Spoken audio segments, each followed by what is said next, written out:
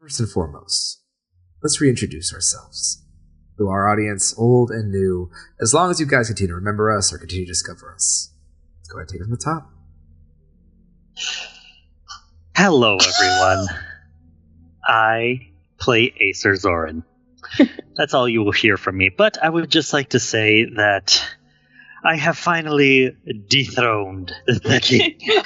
I am now sitting atop, and this is now my mountain. Don't tell him that, because if he comes back, he will kick me off. But yes, hi everyone, welcome back. But I knew you were going to say something like that. Hey everybody, as always, I am Morgan Caldwell, and I play Crescent de la Sombra. And as always, I am your ever-listening but benevolent storyteller. It's Peter. Let's continue our vampire story. As I said before, because my organization is all over the place, I have to really shake off the rust to get back into this. I normally start off tonight's episode with a healthy recap of the events that transpired. However, tonight's going to be a little bit different. Also, unique circumstances have now befallen our coterie, ones that will reveal themselves to you all in time. All that I can say for now is when we last saw Crescent and Acer rest the coterie, he had faded out, Grayson Holland snapping the neck of his dear friend. Since that moment, it has been a week. What has happened? You're all about to find out. Acer, we're going ahead and start off. As today this week is a new day, go ahead and give me your first day's rouse check. Got you. And that's a failure. Oh, that's a great start. A failure. Your nerves are getting to you, Acer. If you could sweat like a human, you would be right now on this very frigid Seattle evening. The world around you has been chaotic. Your ability to walk as a daywalker has been useful in these times, scouting about your tentative new temporary living situation, getting an update on what happened with the center. But for now, as you feel those nerves heightened, you feel your throat tighten. As people begin to bed down for the evening, loving their families, husbands, cradling their wives and children as they drift off into a slumber, to rest for the next mortal day, that moon begins to rise. You're out on the prowl. There are many monsters that exist within Seattle, just beneath the surface, and tonight you know you're going to have to be one of them. That nerve, that anxiety, it gets to you. Feel that cage rattle, causing you to jump as you peek around the dark corner of an alleyway, scoping out your surroundings. Come on. Anybody will do. You know you need me. We agreed you need me. The only reason why you fucking survived with your friends. Come on. Grab somebody healthy so we can have a taste before we pass on off to get butchered. This is why I've been online the past week. I'm not here to grab anybody. I'm here to grab someone that the world will be better without. Oh, the world could be better without a lot of people. Anyone will do. She needs to wake up. You and I both know that you ain't gonna live long without your friend. The city has already proven that time and time again. Or you can start dabbling in that little bit before. No juice. You know how easy it would be to just rip her head off? Get a new lab? Boil her down. It's tempting. I know you're thinking about it. I've said this once and I'll say it again. You ever mention hurting any of my family members, I will tear my own head off. And I will kill you with me. You can try, and you will fail. I'll be waiting. As you just feel your beast slip behind those bars once again, a caged, warped, twisted. You know gaps have been forming in your will, despite your best efforts. Desperate times have pushed you very hard. The city does not feel as safe as it once was, doesn't it, Acer? Nope. It seems like every time he's walking around, he's always having to look over his shoulder. Look over your shoulder, you do. What are your goals as you prowl these streets? In keeping up with the news, he's definitely trying to look for someone very infamous, seeing if there is a killer around, someone the cops haven't captured yet. Looking around mainly abandoned places, because that's usually where people do not think to look. These things are hard to do. It's a very specific target. It's a specific breed. Indeed it target. is. Let's see here. Let's see for this. Go ahead and give me a wits plus streetwise. Let's see if you could find your way into a seedier side of town to maybe bait out someone that, while maybe not have the exact description you're looking for, may fall underneath that line. Okay.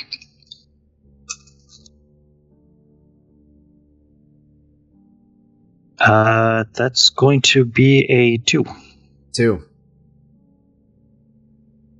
You like to think of yourself as a vigilante, like Batman, sitting on a rooftop corner, spying out on the streets, watching people, looking for trouble. Yeah, you find that you're not that. As bad as you wish you were. You quickly find yourself going to and fro different sections of the city. People after people after people. You watch for anyone that seems dubious, anyone that seems like they have ill intent. And what you find out, painfully, as a reminder, people all look the same. People walking about, doing about their business, people leaving bars. Fortunately, there's really no one obvious that would fall into that category. There are plenty of people where you are as you move around the market not too far away. You hear the distant sound of the ocean, people chattering as they go about evening plans. You may need to find a different avenue to see if maybe you could start some trouble. Might need to see if you could tempt somebody into filling that quota. Or you might need to do something you're not going to be happy with. Alright. I don't really much like this part of the avenue, but how about looking for something easier? Maybe someone who's distributing drugs. Trying to find a dealer. Yeah, a dealer should be a little easier to find. Plus, after everything that's happened and everything I know, little revenge. Just a little bit. A little bit of revenge. Oh. Some more time. You begin moving your way towards areas that you have trust before. Underpasses, beach sides, shadier parts of alleys, people where you think maybe the more rough individuals might be loitering about. I'll say for this, go ahead and give me... Let's do a wits plus insight. Let's see if you can see if you can see someone with different intents. Okay. Hopefully I'll be able to find someone who... Remind me again, what was the name of that drug that we were investigating before? Wrath. Especially if I see someone dealing wrath, definitely going after them. Got it. I'm gonna risk it. I'm gonna rouse. Alright, let's go for a rouse. Success. We good? Better. 4. Successes. You begin moving closer to the docks. The last time that you guys were storming about the city, tasked to serve the prince. These are part of the areas you knew more gang-related activity was probably circulating. While the territory is not necessarily memorized for you, it gives you a heading. You begin prowling your way through. The people have started to become scarcer. There's less foot traffic over here. Not too many people want to hang out in a shipping yard when all the shops and businesses are closed. At least no one that needs to be noticed. It's not long before you begin to hear the sound of voices. Some slight laughter. Get a little bit closer. Are you trying to approach quietly? At first, yes. I want to try to do it quietly. Go give me a Dex plus Stealth. 1. 1. No skulls, right? No skulls. Okay, good. So, you think you're quiet. Keep your fleet light. The slight drizzling. The air has been getting a little warmer in the city, despite its still frigid nature of night. You know, the cold months are going to be soon passing, and the nights are going to start to grow shorter soon. But you begin moving your way closer to the sounds, doing your best to hop from street to street, passing stall to stall, just keeping your eyes peeled. And you do eventually find them. You do see, yes, there's 3 of them. As you peek around the corner of a nearby shop stall, it's 3 men. Various heights. Baggy clothes, puffy jackets of different colors. One has a big old Seahawks emblem placed in the back of his shirt. Hard crew cut along the faded sides. You see one of them has tattoos that kind of peek underlined a white beater shirt and his black puffy jacket. Another one hanging around with his hands in his pockets in a hoodie. Dark circles underneath his eyes. Yeah, man, I totally saw that game. Those fucking Seahawks. You shut your fucking mouth. You know that was a goddamn fumble. As they begin bashing into each other. Goes, so how long will we be fucking hanging around here? Are we trying to make some money tonight or what? Ah, man, what's your hurry? I thought we could take a few minutes to try to relax, to catch up. I know it's been a hot minute. It's like, no. Gotta get shit to do. The city ain't getting easier. Last time we saw what happened with the fucking harpoon game, we don't want to get fucking dragged up into that business. Hey, look, got you. I got some stuff, and it might help us out. It really might do. It's just a little bit different than what we're used to. I don't care what it is. I like to be able to pay my fucking rent on time, okay? And look, a lot of the other gangs have been pushing other shit and taking us on our turf. The city's been going to hell. Well, if you don't like us, why don't you get the fuck out of the city? Because I like the Seahawks. Hey! The guy slapped his friend. Lean over. What you want, buddy? It's like, shit. I'm gonna walk out from behind wherever I was hiding and just be like, I'm here for something. And the fuck you here for? It depends. What do you got? Something that might be a little rage-inducing? The 3 kind of look at each other with a bit of a raised eyebrow. I don't know what the fuck you're talking about, buddy.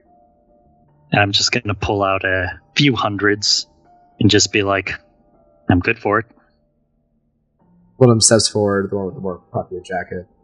Squints at you a bit, look at the money, look at you. Cop?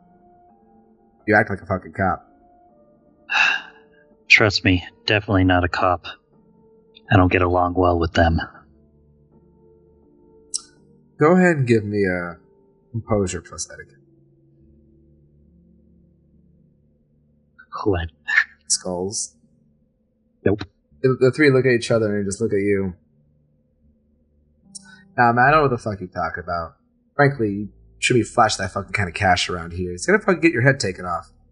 Well, since you guys don't want it, whatever. I'll go find someone else who does later. I'm just gonna walk away, trying to see if I can, bait them. You know what? Alright. Making a lot of rolls tonight, which is just increasing your odds of some shit happening.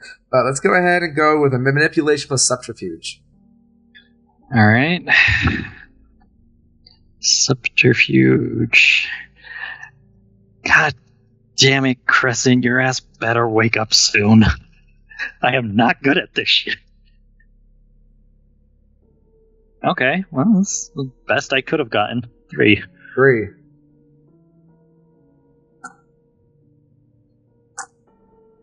You push past the guy in front of you.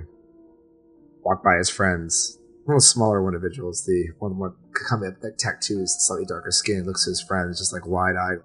You hear him breathe out a small curse. Walk a few more steps, just on. Wait. And right when you start to come around the corner, you hear, oh, buddy, hold on. I'll turn around. What? I thought you didn't trust me. Guy runs up to you, holding his jacket up. What? you can't really help my friends. They're nervous. City's been a little lately. Lots of cops moving around, lots of people moving around, a lot of sounds of violence and shit going south. You can't help but some random fucking asshole just walking out of the goddamn corner in the middle of the night just say, I got money. It's kind of... You gotta work on your image, dude. Look, I understand that looks bad. And I don't usually go around advertising my life, so I'll just do a little synopsis here. My residence just burnt to the fucking ground. I lost 2 of my family members, and one is pretty much comatose for the foreseeable future. My life has been nothing but a living hell, and all I have is this fucking money. So if you'll excuse me if I wanted to have a little escape. Bruh, that is some heavy shit. Yeah. He looks over at his friends. They kind of just both look at him for a second. With a small shrug. Alright, buddy. Look, I feel you. It's been kicking us all in the teeth a little bit. You know what? Leans over and wraps his arm around your shoulder, pulling it into a bit of a side bro hug. Look, all Danny's gonna help you out. Come on. Alright. And I will go with him. I don't like doing manipulation shit. Okay, proceed. You begin following Danny as he begins leading you down the side of the docks, a bit deeper back into the more rural area of the city for maybe a few minutes. As he does, you notice that his friends stay pretty close behind him. He is taking you through, and there are some small apartments. You guys walk into the lobby, and all the while, conversation starts going back and forth, chatting more about the Seahawks, current events that are happening in the city. They try to catch you in on a joke here and there, but to be fair, you're having a hard time kind of keeping up with their interests. These guys are definitely not your crowd. You smile and you laugh when it feels appropriate. You do your best to mitigate small talk, and they do seem like they try to keep you calm, at least content. The best way I could say it socially. They take you into what appears to be a lower key apartment. Couple floors high, not necessarily the most regal place in the world. You swear you saw the sign that said the Grove on the front of the actual apartment at one point. You make it to the main lobby, and they begin taking you towards the elevator and ring the button as the man named Danny leans against the wall with the elevator. He goes, "So, never got your name, pal." It's Jack. Jack, huh? How long you been in the city, Jack? Quite a while now. Living off shit. Just ended up making big. Now I lost everything I cared about. And I don't know what to do with this shit. So you really don't have anyone, at all? My original family, but they won't get near me. Why's that? They think I'm a monster. Really? Honestly, I don't blame them. He gives you up down? No offense, man, but you don't really look like the hardcore criminal type. Kind of look like a goddamn drink beat. No offense. No, you would be correct. I am not intimidating at all. Though, looks are very deceiving. There are plenty of ways to ruin someone's life. Physically is just the easiest. Pretty good with a computer. Took down a couple establishments like that. The elevator opens up as the VtM usher you inside. Do you follow? Yeah. Go inside the elevator with him as the doors close. Danny keeps talking. His friend's obviously now interested in listening. So, what'd you do? I mean, I'd be surprised. I'm not gonna lie though, but if you've got cash, I'm surprised that your family don't just start, use it as an opening to start talking to you, maybe getting over some shit. I mean, everybody does bad things. No, not like me. It's pretty bad. My family is very religious. They're very much on the side of good. And I gotta be honest, I wish I could be that way. I really do. But keep being forced into these situations where I have to be this monster. And I hate it, but, well, it's the only way I know how to live. You hear the guy from to kind of chuckle a little bit. It's like, sounds like some edgy anime bullshit if you ask me. Sorry, no offense. But I know you're having a hard time, man, but I really cannot fucking take you seriously. You goddamn have this, like, dark, edgy ass fucking monologue. You sound like one of those mangas. God, I wish it was a manga. At least I'd have a sexy girlfriend by my side. You see Danny River just kind of smack him on the back. But you're like, what? Seriously? Guy's a fucking riot. So, how much longer? Oh, no more. We're just about to hit up here as the elevator's rising 3rd, 4th, 5th, 6th floor. Opens up. We're revealing a long hallway. Danny pushes past you a little bit as friends kind of flank behind you. Moving your way down the hallway. 1 second. See, reaches in his pocket. Small little wad of keys. Car keys. His etc. is on it. Giggles a bit. Grabs her. Opens in. Step inside. We'll hang out for a bit. Fair enough. And I will step inside. Stepping inside, as Danny opens the door for you, his friends following close. You can hear the door close, lock, as Danny steps in with you, looking around the apartment. It's a modest, studio-esque, semi-studio-esque apartment. I say studio as it's a very odd type of situation where there is one major living room. See couch, TV, little cat post at one end of the corner, a small black feline. Kind of walk around the corner, looks up to you. Hisses as it just scampers off. Fuck off, Beans. Jeez. It takes off at the cat tree. It's a large flat screen with a couple game consoles, look like an Xbox of some kind, sitting there with a 2 or 3 controllers thrown about. There is a big old twisted bong in the ornate glass shape of a nude woman. Back of her head being the opening where you inhale the vapor, sitting out with some drug paraphernalia sitting out on the table. Kitchen looks messy, sink full of dishes. There's a slight previous meat odor in the room. These guys, at least you can definitely tell this is definitely a more of a messier apartment. It's not filthy, but not clean. Then he was like, well, esa casa is you su casa. Go on, take a load off on the couch, man. Let me get my stuff. And I will go ahead and sit down. You sit down in the middle of the room as, well, the man, everybody's spoken much, sits off corner around the main hallway.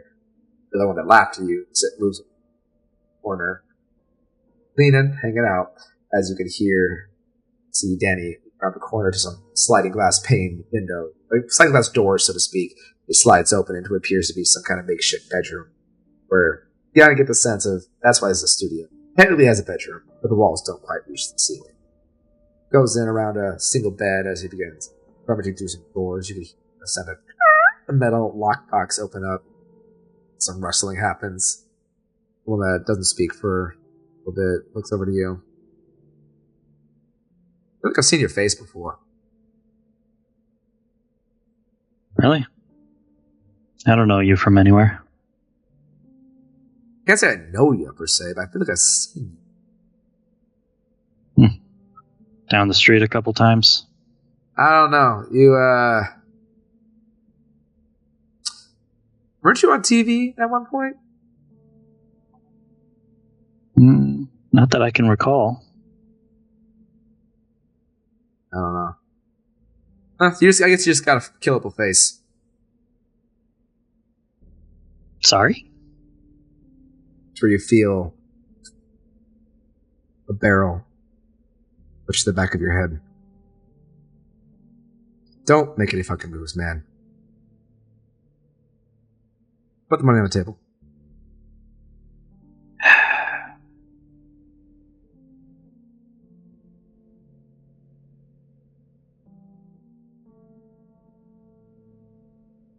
What else you got? Oh, God. Pull out like a little stack this big of, I want to say like 5,000 of hundreds, and just lays it on the table. That enough? No. What else you got? That's it. That's all the cash I carry on me. Everything else is in a bank. Okay. Cool. You hear the sound of that metal clicking back. Look, man. I don't like doing this. Nothing personal, but wrong place, wrong time, right? Yeah. Well, like I said, looks can be very deceiving. At that point, let's see, there's 3 people in the room, correct? One behind me with a gun, the guy talking to me across from me, and then whoever is in the kitchen, right? There's one off to your left, off by the corner of the hall. You assume it's Danny because you recognize his voice pushing a barrel to the back of your head. There's a man off on the corner behind you can't quite see. You know there's 3 of them in this room. Okay, I don't have any weapons on me. I just realized that. Hold up. Mm-hmm. I need to recall something here. Yes? I still have a normal envelope from way back. Wait, no, maybe not. How long do those things last after I put them into pill form? Indefinitely. Indefinitely? I still have one more. They have no expiration. I still have one more. Not the one I wanted. I was hoping for far reach, but no, I used all of my far reaches. I believe there's actually an advanced envelope, too. Unfortunately, no. It's only a normal one. Okay. So I'm going to activate it on the guy who's holding the gun to the back of my head. You take a small breath as a bite the tablet in the back of your mouth. All of a sudden, open your eyes, that red flare comes out. Immediately, just this white, tar-like smoke blasts up behind you. This is going to be your wits plus alchemy. 22, but that's really good. Ooh, okay. I'm going to use a willpower to reroll. Okay. Going to reroll these. 3, that's what I'm talking about. A little better. So that is a crit for a total of 5. 5 total. Well beyond his. With only 1 success. Actually, no, no successes. So a total of 5. Immediately, that blast comes out, condensed, and begins to envelop Danny behind him as he begins to start coughing his diaphragm out, curls over as both of these 2 men immediately hit the wall like, what the fuck just happened, man? Knock him out, he's a fucking freak! And I'm also going to take his gun and...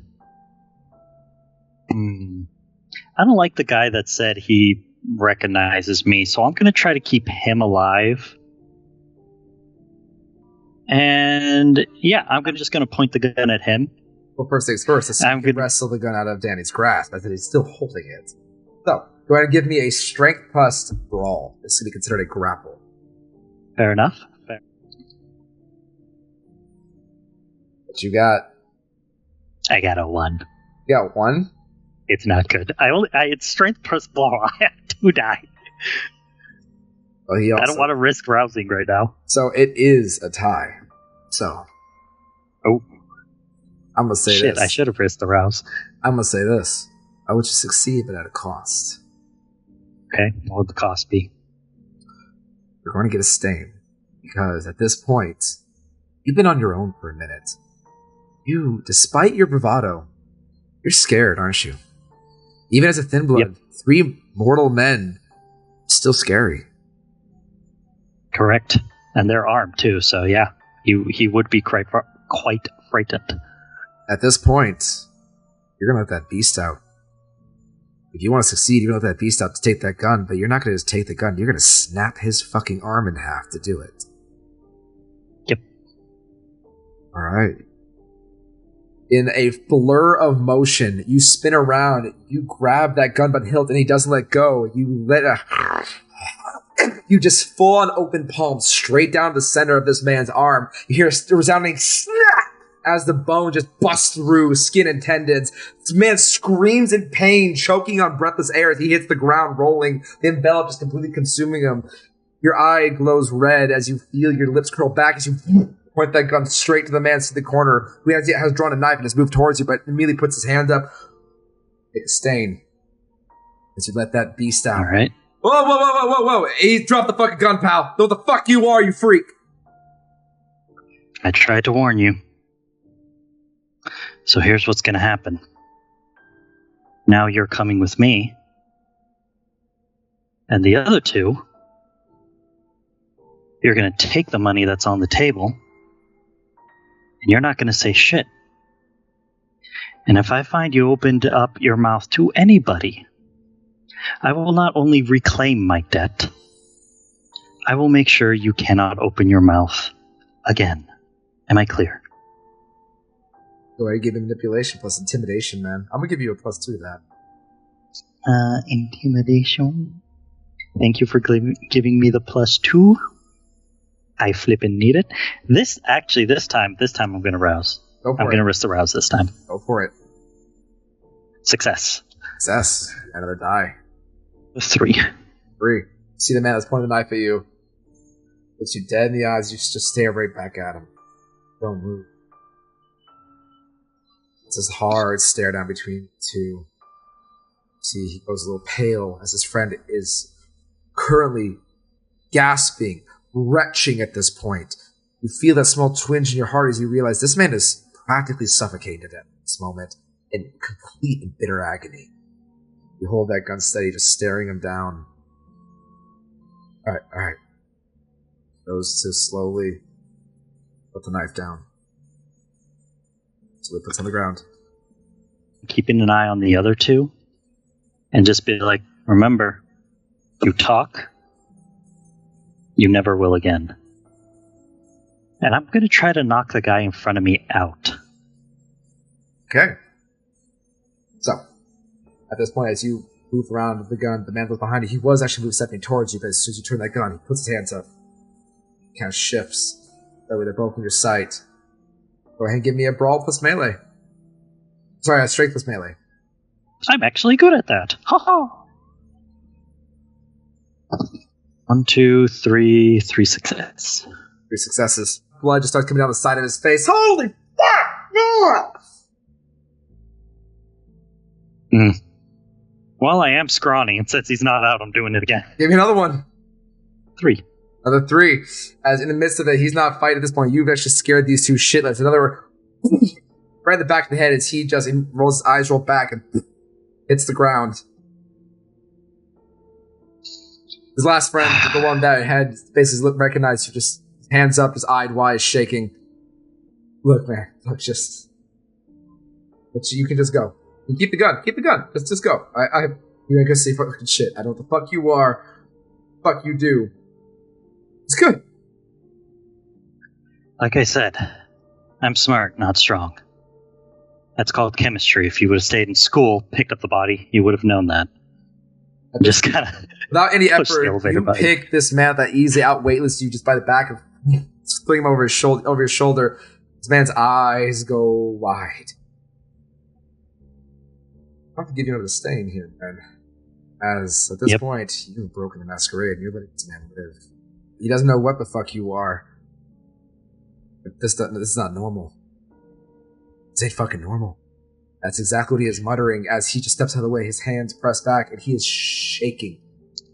And as the door closes, again, just to reiterate, because I don't want him talking. I'm getting the stain anyways, but, the less people to know, the better. As the doors close, Acer's just going to be like, shh. Just kink. After a moment, that door shuts. And just peeking up the side of the corner, the fog eventually vapor, and you can hear just the distant sounds of, Danny! Oh fuck, Danny! Come on, man! Get to the fucking hospital! What the fuck? Long elevator ride. At this point, you begin to make your way down to the lobby. No, there is no music. Now you have a problem. You have an unconscious man slung over your shoulder and a gun in your other hand. Mm-hmm. Gonna see if there's a back way. Take the alleyways. You make your way down the lobby. As soon as those doors open, you see a woman and her child standing there right in the front, just, oh my god! As she picks up her kid, just begins backing away. He tried to jump me. I'm just gonna walk away. Without any fucking recognition, you just stroll right past this woman. Watch as you leave. You got the front entrance and begin maneuvering your way around back. At this point, people are seeing you. You've not made really any attempts to hide this, as 2, 3, 4 groups of people, as they're coming from their evening's expenditures, watch you walk out of the front of this fucking apartment, just a man draped over your shoulder and a gun in your hand. Some people bring out cell phones, take pictures. You hear people like shock and awe as they begin pulling away a little bit. You definitely can hear someone pulling out a phone. Cool. Nearest alleyway, just dipping. Any fucking fucks to give. You pull out the side of an alleyway. The area becoming extremely hot very quickly. What are you doing? I wonder if the sewer systems are safe now. I'm gonna risk it. Fair enough. It's not long before you're able to maneuver your way through to a back alleyway just as the sounds of distant sirens start coming in. Or you know at the kind of small manhole, you pull it over, and over your shoulder, land about knee deep in sewage and filth. Try to navigate my way as best I can close to wherever Sierra is currently. It's not that hard. Roll for this one. You make your way through the sewers, sludging through. Man still breathing raggedly. Shoulder. What's your mind? You carry this man. He is not happy in the slightest. He is shaking to the adrenaline that's pumping through him because he was not in a good situation at all. Definitely didn't go as planned, but at this point he's just so mentally drained. He's not thinking clearly. He's all over the place. Very much anxious about everything that's going on right now. It's fair enough. You walk your way through the dark, using your light of your phone for a little bit of assistance. As you begin backtracking as far as you can, even under here you can hear the distant sounds of sirens grow louder and louder. Sounds like probably 2 patrol cars before you start making enough distance and they start to fade away. You know your face is probably going to be on the news. Maybe not your face, if someone did manage to take a picture. That was not quiet. That was not clean. You're doing your best. Maybe an hour of walking goes by. You manage to get anywhere, any semblance close to where Sierra's penthouse is. If there is a quiet and sneaky way to get in there, I will try and use that. Luckily, to your benefit, Sierra has many secret passages in and out of her very large apartment complex or hotel chain that she owns. Actually, is one that actually connects directly to underground portion, but it does connect to the sewer. It's a last-ditch effort, so to speak. It has been heavily fortified. Excellent. She has been busy. I shall take that. She's been heavily fortified, as she has definitely been heavily busy within the recent months of this city. Ever since you all got her into the city and helped her out through those initial days the coterie was together. You walk very carelessly through the flooded waters as it slowly begins to ramp upwards, knowing that it is trapped. Small, thin tripwires here and there. Rickety pieces of brick that could give away a second to pitfalls. Sierra has spared no expense to fortify her own safety, being a very high-profile target, especially when the Ghost of Seattle was running free. All those events, all those memories, playing through you like fractured movie tapes. Tugs at your heart. Loss of your friends. Loss of your haven. You guys are really riding the high life. Now look at you. Mugging 3 strangers in an apartment. Just to scrounge enough to eat. It's not long before you manage to get your way into what appears to be an elevator maintenance shaft. Side entrance allows you to sling this man over your body as you, one hand, begin to climb up a rung of ladder that takes you off into a separate elevator not accessible to the public. You open the top hatch and drop the body in. And as he rolls over and groans, still in a haze as you jump down. Alright, let's get you into a room quick. You press the only button available in the elevator and it begins to take you up all the way to the top. The Sierra has a wonderful penthouse. Thanks to Crescent making such close kinship to her Lasombra cousin, so to speak. When you all showed up the way you did, saying that Sierra was shocked was an understatement. You would not have believed it had she not could see the fire burning in the distance at the center. Those memories flash before your eyes for a moment as the elevator rises. Rudy in a panic, screaming and chatter on the radio. Molotovs flying through the window. Enzo staked against the wall. Safe blown open. Book missing. Very last one is seeing Grayson and Onyx hop into her car. Seeing their faces for the last time. As you, Rudy, Enzo, and Medico yelled off into a different direction. It's only been a week, but it feels so much longer. You snap out of this stupor as the elevator dings, the door opening into Sierra's pet house. One of her retainers, like, "Welcome back, Master Ace. So, my God, stop. No. You do not walk on the carpet like that. It's Persian." Just kicks off the shoes. Better? Your pants are soaked. Are you gonna go roll out the plastic carpet? I need to get this guy in a room before he wakes up. Just wait right here for a second.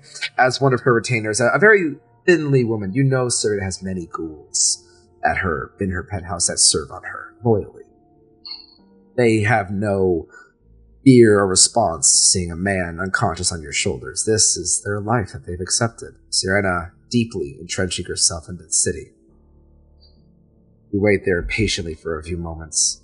As Enzo comes around the corner, you can see he's wearing a nice red silk robe, some fuzzy slippers, his hair pulled back, fresh out of the shower, with his robe open, showing his bare chest. Looks over to you, raises an eyebrow. Again? Drug deal gone wrong. Look, you really just need to work on the snatch and grab. I told you. Look, snatch and grabs are not my thing. Okay, that's Crescent's thing. Grayson was the planner. Onyx was the detective. I'm the nerd. I do the computer shit. You can at least. This is not my forte. You can at least afford to do some push-ups or get a goddamn taser. First off, push-ups are not going to matter. The only way this gets stronger is eating this. And I prefer not to do that. Your own fucking funeral, man. You're still fine, by the way. Just stony and black. That's what he's... I figured as much. I'm gonna go find some plastic. This is not gonna be pretty. Yeah. As Enzo walks off, as you wait, the retainer comes back around. He hurries, which appears to be has a robe for you, as well as some black silk pants. Pajama pants, mainly. She says, "Just change into these and put him on the floor." Just drops him and takes the clothes. Hits the ground. You know what? He's at this point right now. He's not really thinking, so he's just going to start changing then and there. Fair enough. This woman, she just unfortunately goes, she looks away, covering the side of her face, as you just get slipping off your pants, toss your shirt off to the side, throw on the robe and pajama pants haphazardly. Good. Yes, as good as it's going to get. Just go. I'll let Sierra know that you came back. Good. Thank you. Well, I'll lock him in his own solitary little room. Tie him up, do whatever I need to do in order to, restrain him so he doesn't escape. I'll say it's not hard enough to find what you need to do that. If he has anything on him, I don't want him using that to escape. Fair enough. You strip this man down, his undergarments, his black boxers. You put him in a corner of the room where a few minutes goes by as Enzo does come back, as seeing what you're up to does hand you a small roll of duct tape. You begin just Thank you. wrapping up the back of his hands behind him, doing a few measures around him as you slip into the corner. His head lolls to the side, back and forth in this process. Eventually you see his eyes roll back, flutter as a small bit of blood has been pushing out the side of his face. You can smell the fear off of him as he comes to. Looks around. Ooh, fuck. Let me go. Just let me go, man. Just what the fuck, man? Yeah, you're gonna stay here for a bit. What? No. You let me the fuck out, motherfucker! Oh, hi. Oh, you have a friend. As Enzo just crossed his arms, just raising an eyebrow at him. Trust me when I say this. When I told you that I was a monster, don't piss him off. I'm the nice one. Enzo gives a bit of a coy smile as he pulls back his lips. You can see he has allowed his fangs to show. Man looks at him wide-eyed. Just, it's a freaks. It's a fucking nightmare. Oh, you bet your sweet ass it is. Shut the fuck up. Or stay silent. When you look over to the man on the ground, his eyes go wide. See? Simple as that. Ah, well, I'm only half what you are, so I don't have that ability. Fix that, you know. Nope. And I just walk out holding the door open for Enzo to come out as well. Enzo rolls his eyes visibly as he just shoulders past you. Your relationship with him has been hot and cold, to say the least. You two definitely started off on very rough footing. But over the week, and the chaos that ensued, well, I definitely can't say either of you have been friends. There's a mutual respect beginning to brew between you two. You both know you don't like each other. Not the slightest. But it's also recognized the fact that you're a part of all that you have. While you both definitely disagree with each other on many, many fronts. At least an improvement. Baby steps. Is Crescent's room ready? Tarps are down. Good. We'll give it a couple hours. I don't want anything in this asshole system to affect her. Then we wake her. You sure you don't want to take a sip? You don't look too hot. No. No, she's gonna need all she can get. Okay, what do you want to do in the meantime? Maybe shower Hope that first? the cops... Yep. And possibly turn on the news. I'm hoping the cops will rule out whatever the hell I did as a drug deal gone wrong. Good lord, man. You are not discreet. I know you're a To be premature and all, honest- but if you keep fucking around like this, Drago's gonna come breathing down our asses. I don't care what rank you are. I agree, which is why, before the shower, I'm gonna get on the computer, delete some photos, and yeah. Hopefully this blows over the way I intended. If not, well, I got more photos to edit.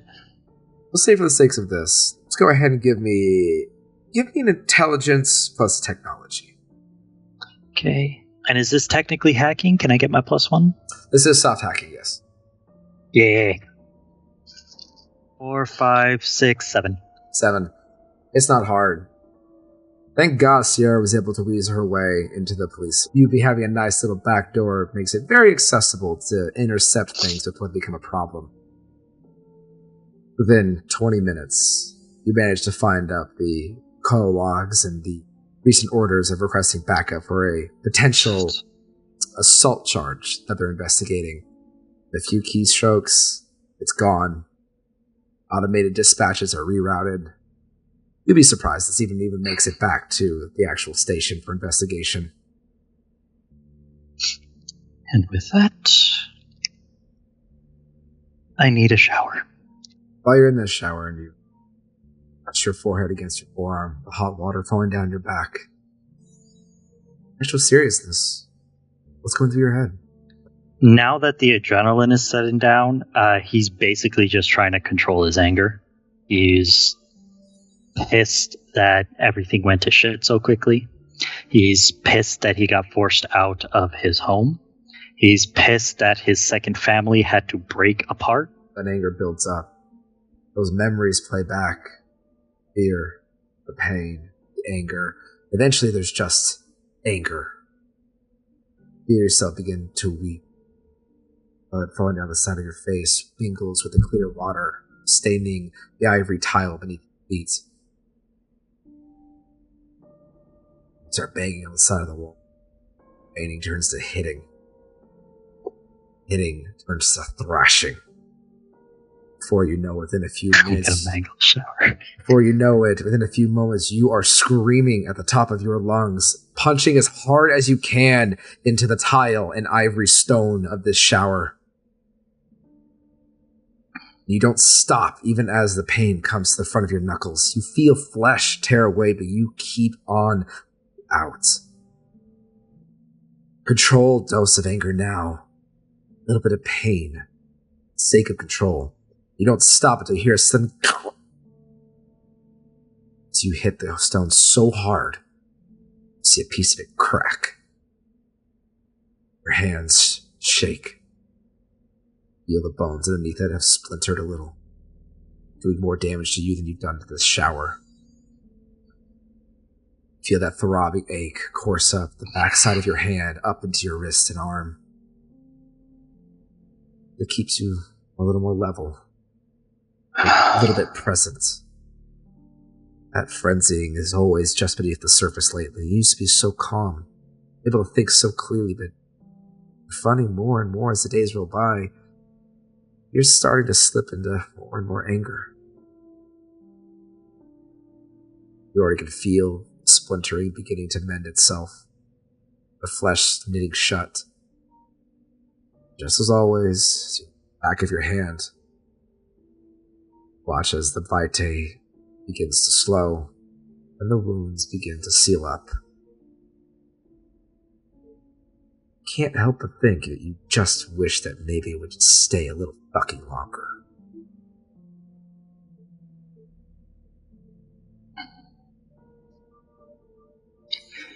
And he'll try to throw water where he was hitting, kind of wipe the blood away a bit, turn it off, and just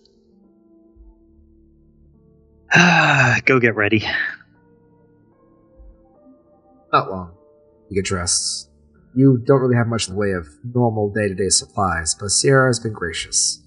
After all, a life boon carries a lot of benefits. Clothes have been provided. Throw on a black pajama shirt buttoned up at the front. You didn't even hear her retainers come in to drop these off for you. Just there. Probably smart they didn't get in the middle of it anyway. But they know better. Come out with Enzo standing in the hall. He is now dressed. It is more leisure wear, sweats, and a t-shirt. Doesn't say anything. Let's get her up. You go in there as the room has been dark. Nothing much in this space you guys have already cleared away as a impromptu holding cell. His eyes go wide again as Enzo just slowly brings up a finger to his lips and shakes his head. The man goes quiet, sweat pulling down the front of his face. He's just wide-eyed. He's terrified. You know you're going to send this man to his death. Yep. Any chance you can at least knock him out? Make it so he can't feel anything? I mean, what's the fun in that? I'm not here for fun. Look, I'd like her first meal to not be half drained, okay? Give him like a sedative or something. Put him to sleep. Fuck no. If you give this dude any drugs, she's gonna get it too. The next thing you know, we're gonna have a savage, starving, and loopy La Sombra. Do you really want that? Fuck. Look, I don't know about you, but I don't feel like watching my girlfriend reenact fucking Dracula and try to skydive off a fucking penthouse, okay? Fine. Just get him in there. We gotta wake her up quick. Look, man, you really need to grow a fucking stomach for this shit. I thought you'd be used to this by now, okay? He just walks casually over as he just grabs the man by the back of the hair. He goes, "No, please, come on! What the fuck do you mean? What am I gonna feel? What am I gonna feel? Shut up!" As it just begins dragging him, kicking across the floor. I'm gonna follow. But as I'm following, I'm just gonna be like, snap his neck. It's quick, it's painless. He's not going to feel it, and he won't lose any more blood. Just snap his neck. Enzo stops looking at you as the man his tears are just falling down his face in pure panic. What? No, I'll give you everything you want. I'll give you anything you want. Just let me go. I swear I won't say a damn thing. You be quiet. The man's eyes go dilated again as he's just shaking but unable to speak. Enzo looks at you. Look, man, I know you're primogen, but no. There ain't no nice way to do this, okay? I want to make sure she gets as much blood as possible. He's gonna fucking die regardless. At least this way, if he gets bit, it'll at least feel good as he goes. Remember, euphoria is a thing. Would you rather me just terrify the shit out of him, snap his neck, and just send him into the oblivion? Or would you at least let him have one more fucking high before his time runs out? Besides, you don't know. She might be able to stop. Then we can ship his ass to a fucking hospital. Then maybe just let the chances take him. I'm just going to look at him. Kind of look into the room where she's at. She's not going to stop. And just going to open the door. And so grabs him by his hair and picks him up, pulls to his feet. For what it's worth, bud. Personal. As he extends one pointed finger. Just slice down the side of his neck, just enough to begin to draw blood. You that smell hits your nose and still smell the fear, even from this distance. You don't have to taste it to smell it. Something you ate recently. As Enzo just shrugs, rolls him into the room. Slam the door shut. And now we wait. Enzo leans against the door as we fade over the other person in that. Crescent. I don't know how long time has passed. Not scary, it's nothing. It's worse than nothing. It's apathy. It's entropy. Every now and then you feel that spark in your mind to move. It's like you're not even connected to your body. What is a body? The mind has no consciousness of this. Nothing. There's no feeling. There's no sight. There's no smell. There's no sound. You can't even recognize the darkness. It's just empty. It's death. Did you die? Your consciousness just scattered to the ether. Is this what final death is? You don't even have the emotions to panic. You don't have anything. Something gets your attention. It's an itch. What's that? What's that feeling? Something in you is moving. There's more. There's another twitch. That ego. You feel that? You feel a spark. You smell. There's a smell. But you remember what smelling's like. Feel like a spark begin to go through you and something holding you down. Stiff. If you want to move, you remember what moving's like. You're connected to something still. You want to move. You need to move. Everything hurts. There's a sound of a thud. There's the sound. You feel your senses coming back one by one. There's smell, there's sound. Your eyes don't work. You can't see, but you have eyes. You know you do, but your body. You feel a body. You feel your body hit the ground. You feel carpet, something fuzzy. Remember, it's carpet against your skin as you move your limbs, sliding them against the ground. And every inch is agony, pain. There's pain. You have a body. Bodies feel pain. You begin to feel that excitement take over. But it's fading as fast as the sensation's coming back to you. It's hard. You can slip away. No, you can't. You can't let it slip away. You're alive still. You're not gone yet. You want to live. And you're going to live. You feel something primal go through you. A fire burning, pushing your body. You feel your stone breaking. You feel your skin shattering. Your skin and the pain keeps you awake. That shatters around you. Those bonds snap as you flail amongst the ground. A monstrosity swinging wildly. Unholy noises echo from your throat. A sound that you never have made before. You don't even know consciously what this noise is. A scream scream, a bellow, the sound of a monstrous beast surging to the surface, scraping at the surface for just the slim chance to survive. And you flail and move and slither across the ground like the beast you are, the monstrosity that has woken before you in the dark, till you get closer to that thudding sound, the flailing limbs vibrating beneath you, the sweet, sweet sweetness that's just beyond your grasp, and you descend upon it. You feel your sharp bits sink into soft meat, and the sweet, oh, you drink the sweet. It vitalizes you, it nourishes you, and you drink, and you taste again. It's like you're a mummy, just a shriveled up piece of meat in an ever-expanding desert. And finally, a rain cloud has come by and breathed life into your land once again. You drink, you feel snapping, bone realigning. Feel your hands, you feel hands, and you grip onto something soft, wet, sticky, as you dig your nails into it, unwilling to let it go. You drink.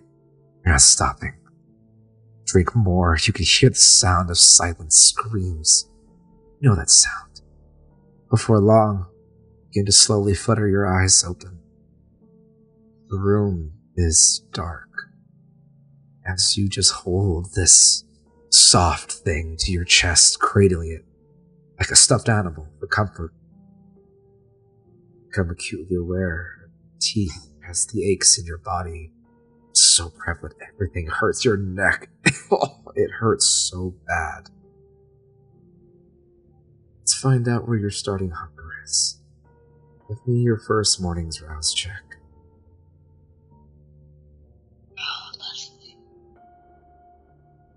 Fail. Failure. Give me 3 more to see if you're able to hold on. 2 successes. Failure. Okay. You heal 1 aggravated damage.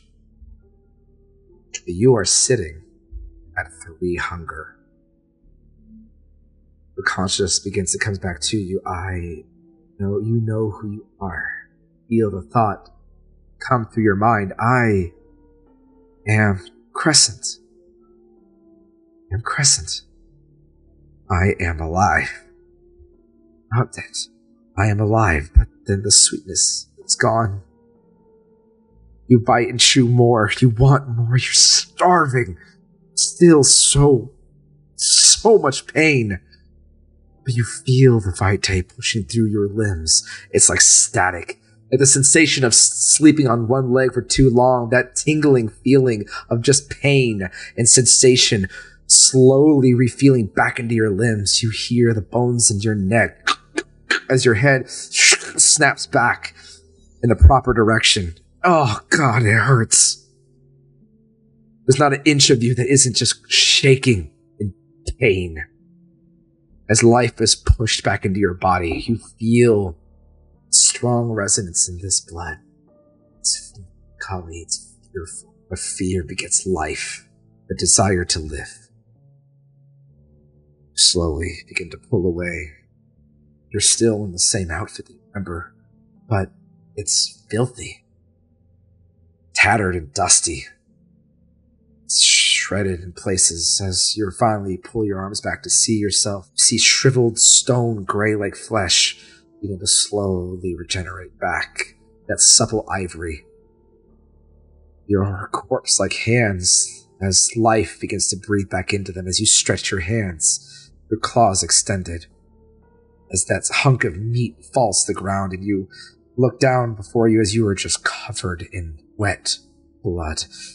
Find yourself reacting, just licking it off the side of your neck, licking it off your clothes, sucking it off the very essence of your fabric.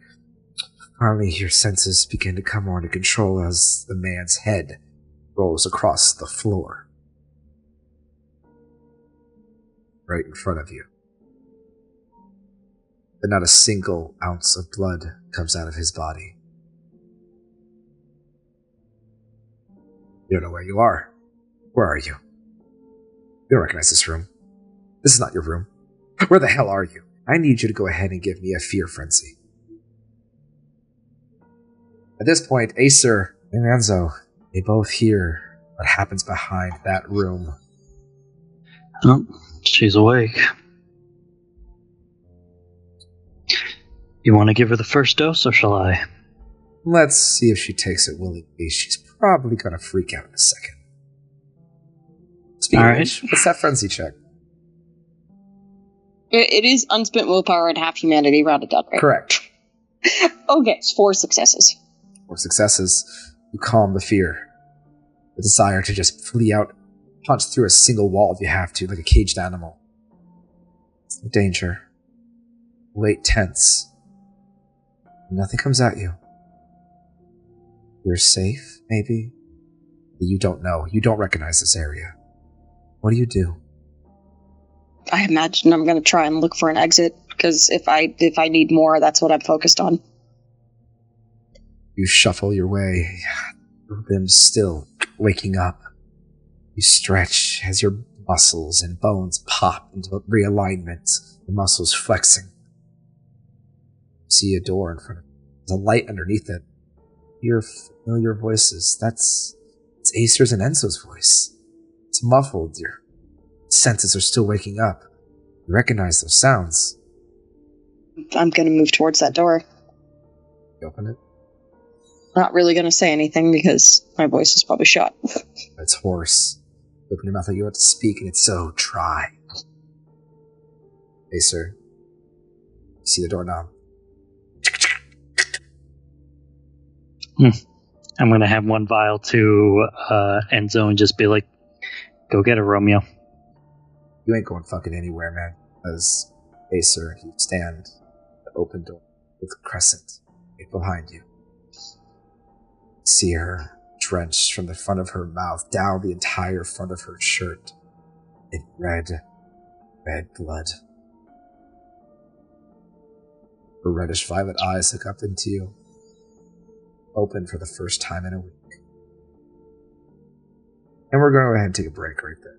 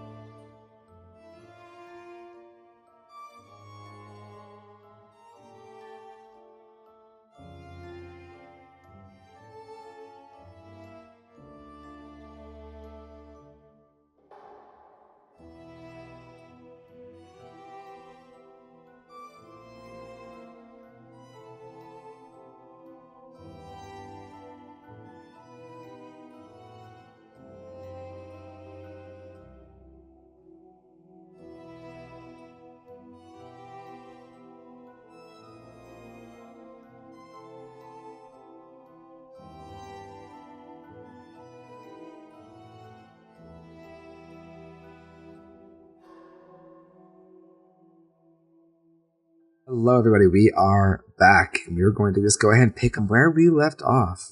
It's Crescent. You open that door. The hinge squeaks a little bit as you pull open the evening artificial light of the room. You're standing right in front of you, in the midst of about to step away.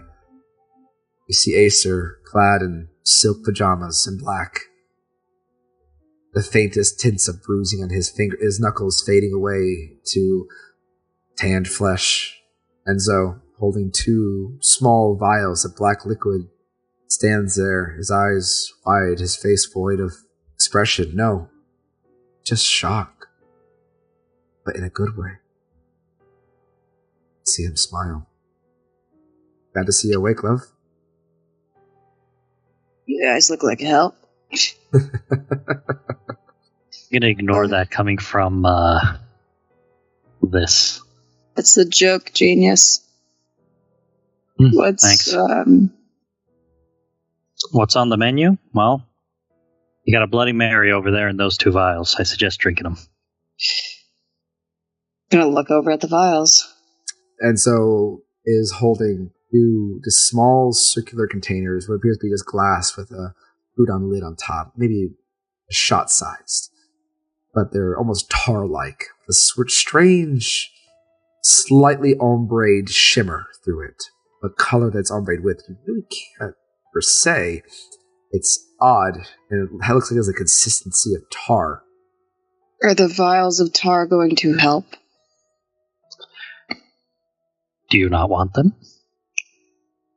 Nah, I want them, and I'll take them. As you're beginning to reach for, you hear a very sharp voice like, "Hold up! Hold everything! Wait!" As you see behind Enzo. Is that who I think it is? It is. As she... Not that person. Different person. Closing the door either way. As he begins closing the door, Sierra begins walking around the corner behind Enzo with his eyes rolled. Just as the door slapped right in your face, Crescent. Oh, what? She didn't walk out? I thought Crescent stepped out. Never. Now close. As Sierra just shouts, "Hold everything!"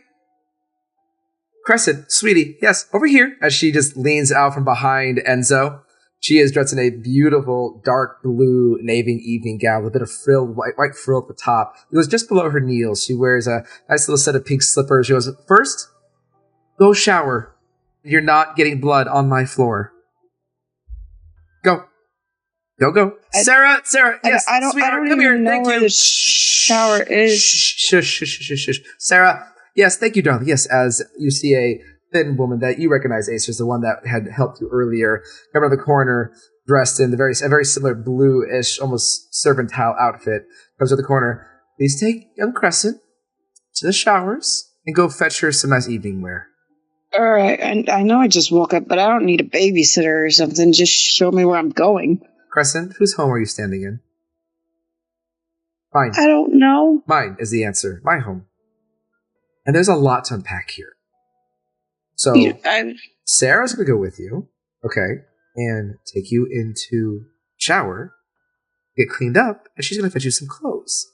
Because currently, it look like a melted Kool-Aid popsicle.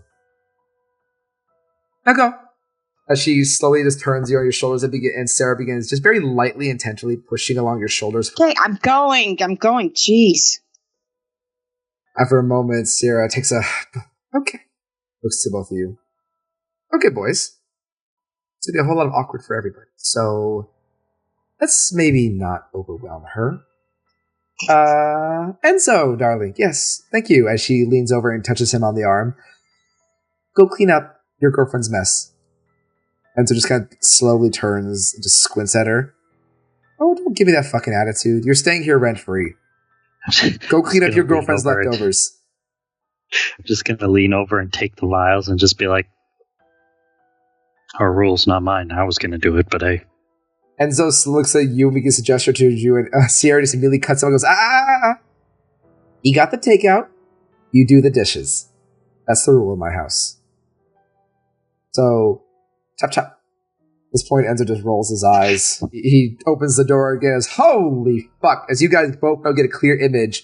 To say that it looks like a Rorschach test of blood against the walls is an understatement in this situation.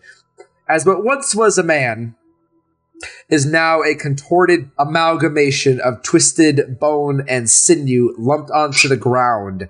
As you can see, looking straight at you with wide open eyes and fears like a dead fish, this man's head is just on the floor, staring out the door, mouth agape, tongue swollen and wringed out. So, your teeth cause euphoria, huh? Look, it's supposed to. I think maybe she was maybe a tad bit aggressive for him. I would know. Yeah. She's definitely a biter. I've seen that on several occasions. This is new. I'm just gonna walk the other way. As you've just been walking away, you just hear the sound of Enzo calling on the corner. Can I at least get a trash bag? Something? No? Fuck me. You outlined the entire thing in plastic. Just wrap it up in a big ball. You'll be fine. Go fuck yourself. Okay. As Enzo gets to work. Cressida's Sarah leaves you alone. Shower. You get finally a look at yourself. Your neck, from the collar down to your chest bone, is just shades of black and purple, blue. It's sore as hell. You feel it in your neck. You begin to undress and look at your frame. It's thin. Almost gauntly thin. How long have you been like that? You try to think back to whatever you can. There's just this endless stretch of nothing. It's not even like you forgot. It's, you know there's something there, but it is the closest definition to nothing there is. Last thing before that, remember a fury and a hunger so powerful. But put your hand on your throat. That agonizing pain. Acid down your throat into your stomach. But down at your stomach there are almost melted pockmarks that show windows into your insides. Flesh is tender, but it's there. It still burns. Then you remember Grayson snapping your neck in a crowd of people where everything went dark. As you slowly turn on the shower, the room began to fill with steam once again. Goes through your mind.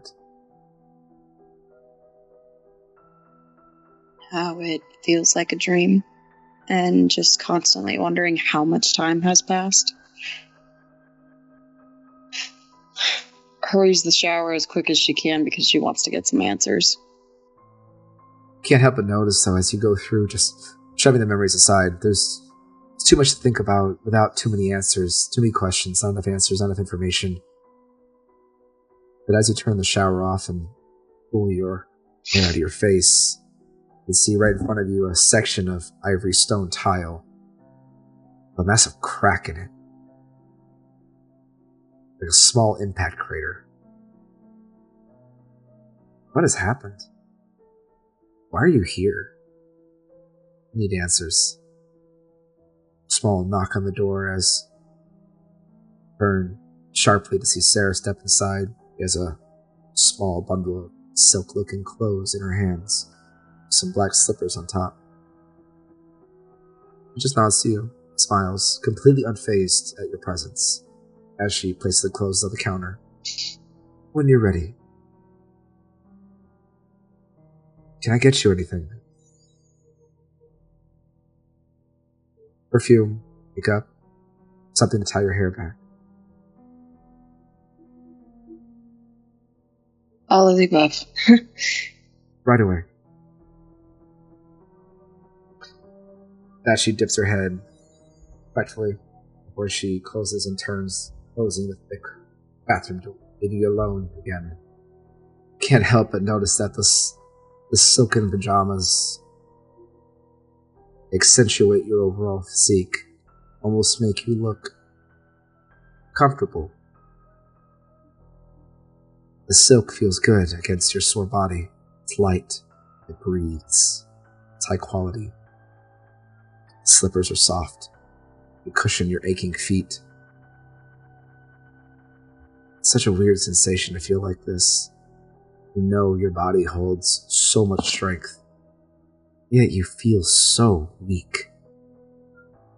Hungry. And the hunger is back already. It almost makes you wish you were back at that nothingness, that empty void of an expanse, because at least you wouldn't be feeling like this. But you push your way out of there, opening and damn near slamming the door behind you, causing Acer to jump a bit. Where are you currently sitting? Currently in this room, it's very similar to the picture I have on screen. It's a very open concept lounge-like living, where you get to overlook the majority of a great view of Seattle with the space not too far away. Large crescent moon, sectional, with tables here and there, dull light fixtures that give the room a definitely gentle accenting glow. Sierra currently has what appears to be a video replay of a fire burning on TV, the sound of crackling, giving the room a very gentle sound, as there appears to be very soft jazz playing not too far away. Enzo's currently is nowhere to be seen, as he had left maybe moments ago, carrying a massive plastic bundle over his shoulders and disappearing down the hall.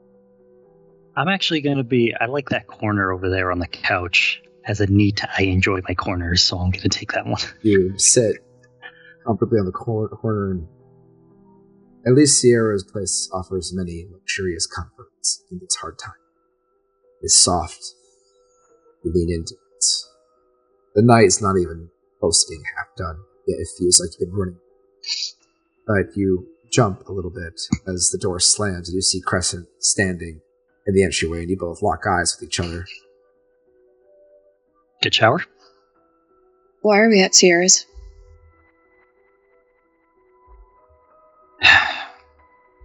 Sit. Drink this. I'll explain everything.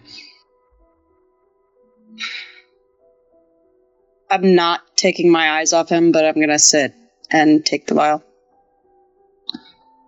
And as you take it, I'm just going to say, I had to use our little team favor to get those from our resident prince. I'm going to take a look at the vials again.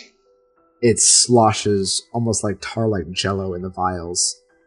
It has a strange, swirling, viscous pattern that undulates through it.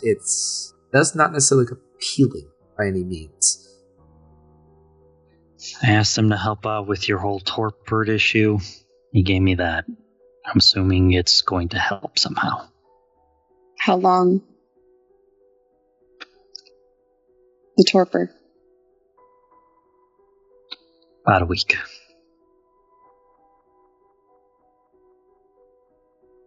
Okay.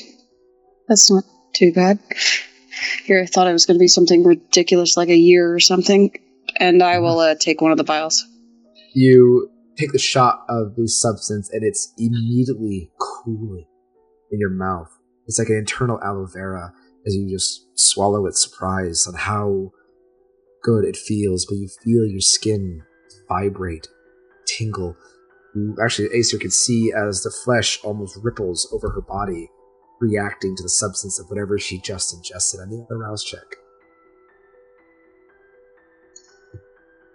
Success.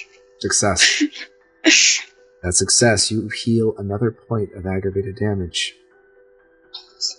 As you watch as the dark blue and black bruising around her neck, the gauntness of her frame begins to almost inflate. You hear the sounds of almost like a rope rubbing against over tops of each other, like the grinding of fabric, as her muscles and meat begin to revitalize piece by piece. You can see the little bits of her that are still wet begin to steam and almost radiate off of her. Its life slowly breathes back into her rapidly. You're watching her physically heal at an extraordinary rate. Though as quick as it comes through, that rippling of her skin begins to settle unfinished. It's done a lot of healing. It's still a long way to go. I'll have to see if I can learn that. By the way, tell Grayson I'm gonna get him back for the frickin' acid throat thing, but I appreciate it.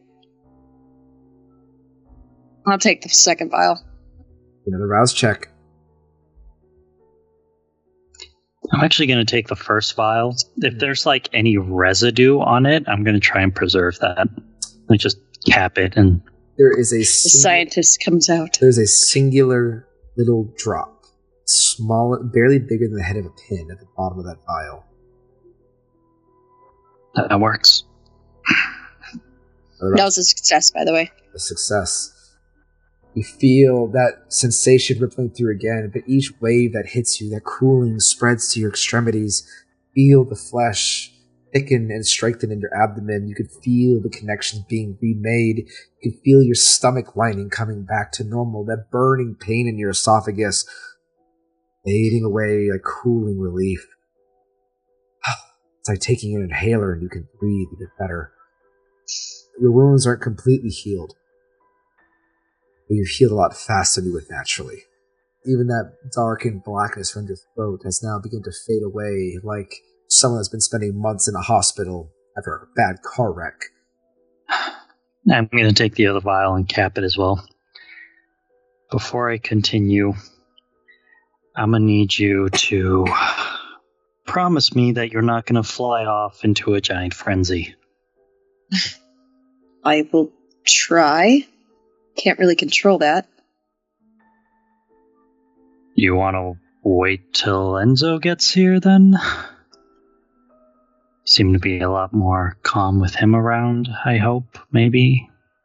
You're not off to a very good start. Just yeah, tell me well, what's it only going goes on. downhill from here. Okay.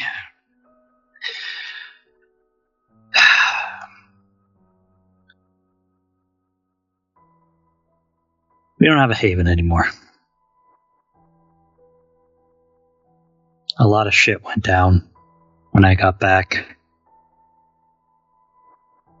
Wait, but Yeah. we were in Alki on doing the... Yeah.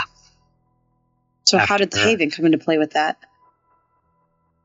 After I got back from what I needed to do, there were signs of a break-in.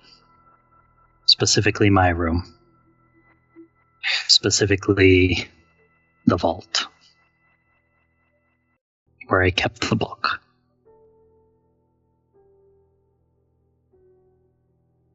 Okay. So that's gone. And what made matters worse is that Enzo tried his best to stop whoever did that. Although I'm assuming they got the better of him since I saw him pinned to a wall with a stake. Okay, well, obviously he's okay. So that's fine. Yeah, barely. Here comes the second attack. Right after you guys showed up, Molotovs were thrown, and I had to make some quick decisions. I prioritized you, Enzo, and Medico, and we had to leave very quickly. Where's Miracle? She's okay. She's around here somewhere. Just... Then why do you think I would frenzy? I'm fine. I mean, Haven thing, yeah, obviously. That. It was orchestrated by Genghis. Yeah, no, actually, that would make sense. Mm-hmm. Fucking vulture. Genghis has the Haven, or is the Haven burned down? As far as I know, Genghis has the Haven. How much of it is still intact is still up for grabs, as there is now a new benefactor, aka him. Great. And the whole drug thing we were investigating? Had a talk with Dragos. Unfortunately, that's up in the wind now. Belongs to someone else. You do know, I would say as a caveat, Acer, you know that Dragos will be in contact probably soon about that. Because that really wasn't fully discussed, unfortunately. There was a lot more pressing matters that he realized at hand. It was a very short conversation, but he's going to be contacting us for details later. Right, Also, Fargo's sheriff position. And also half our family. What do you mean? Onyx and Grayson helped me get who I can out, but we had to leave a lot of people behind. After they gave me the lowdown of everything that happened between you and wherever the hell you were, they split off. I don't know what they're planning. I don't know what's happening. All I know is they're gone. I can only assume they were trying to go after the book. They didn't tell me much. They just gave me the information. And on our ride over here, they split off. Also had to force the life boon that Sierra owes you. Apologies for that. That's fine. Thanks for doing that. Case in point, we're at ground zero. I'm sorry, just... Yeah, it's been a hell of a week. Yeah.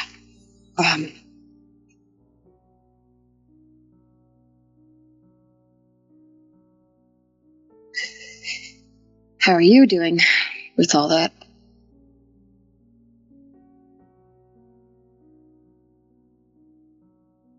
Not good. One more thing. Takes out the business card, throws it on the table. Before all of this went tits up, it seems like someone else was also investigating this little drug cartel. Got a description of the guy. Seems like Stone came back from the dead. Someone like John died in a fire, shot him a few times. That's the one. That doesn't make any sense. I don't know. But he's back. Alright, so is there anything that we do have at this point? I mean, where do we go from here? We got that god-awful bullshit masquerade coming up.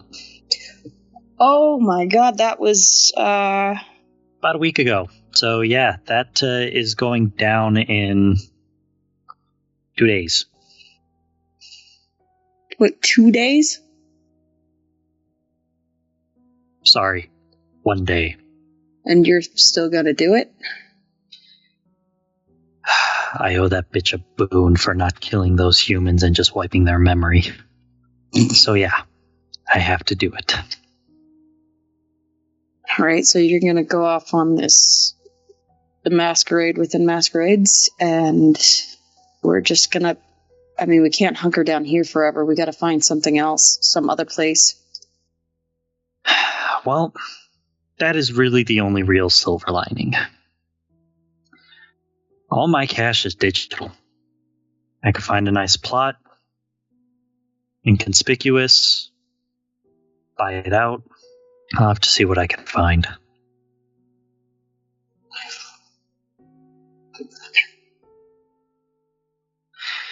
Also, I need you to come to the masquerade with me. You're just tacking on bad news. I'm not going to any masquerade. Especially after all of this shit that went down. I really, really need you to. Acer, last I checked, that was your boon, not mine. Why would you want me there anyway? Because here's the sad part. When I chose to get you and Medico out, that was because I liked you. I had a choice between Enzo and my shit. Now, normally, I view, I guess you can call him a living creature, undead creature, still kind of living, as priority over shit. But that's the only way I get to have any defense. My power comes from cooking shit over an open flame. I don't have that. If shit goes wrong, which, domino effect, they will, I'm not coming back. I barely came back dragging that body for you to feed off of. You did that. The realization of this crescent, it dawns on you that you murdered a human being to be here right now. Fortunately, your exclusion, you feel that guilt hit you that you had to live by killing somebody else. You also get 2 stains. Okay. So yeah, I know. You don't want to go. It's a shit thing to do. And I don't want to drag you into this, but I'm literally defenseless until I can get another alchemy station up and running. So I'm coming as a bodyguard?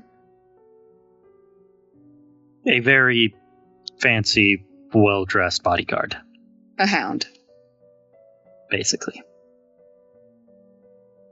Bonus, if you convince Enzo to go, you can take a date. Alright, fine. It's the least I can do for you waking me, so thanks. And also getting Medico out. I appreciate that. Is she okay? She's no injuries? Okay. Not that I know of, and if she did hide them, they're probably healed by now. They were minor enough to where she was the one who was also helping me drag Enzo out from the wall. How'd you convince her of that? I thought she hates Enzo. Oh, she does. But, 1, Hippocratic Oath, and 2, dropping your name around her is just a really easy way for her to give me the death glare before actually doing what I say. Yeah, she wasn't happy about me for that. Thank you. If I'm gonna go, though, I'm kind of... The motherfucker has all my stuff now. He has everyone's stuff.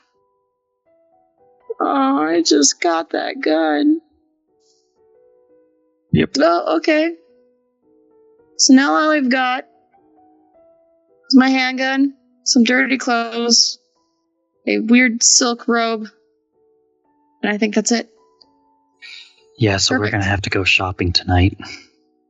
Oh, don't tell Sierra that. Oh. Or Mare. Pulls out the pistol. You got that, too. Is that your stripper pistol? On it. No, that's the pistol I took off the dick. Oh. This will be a standard black lock. Nothing special.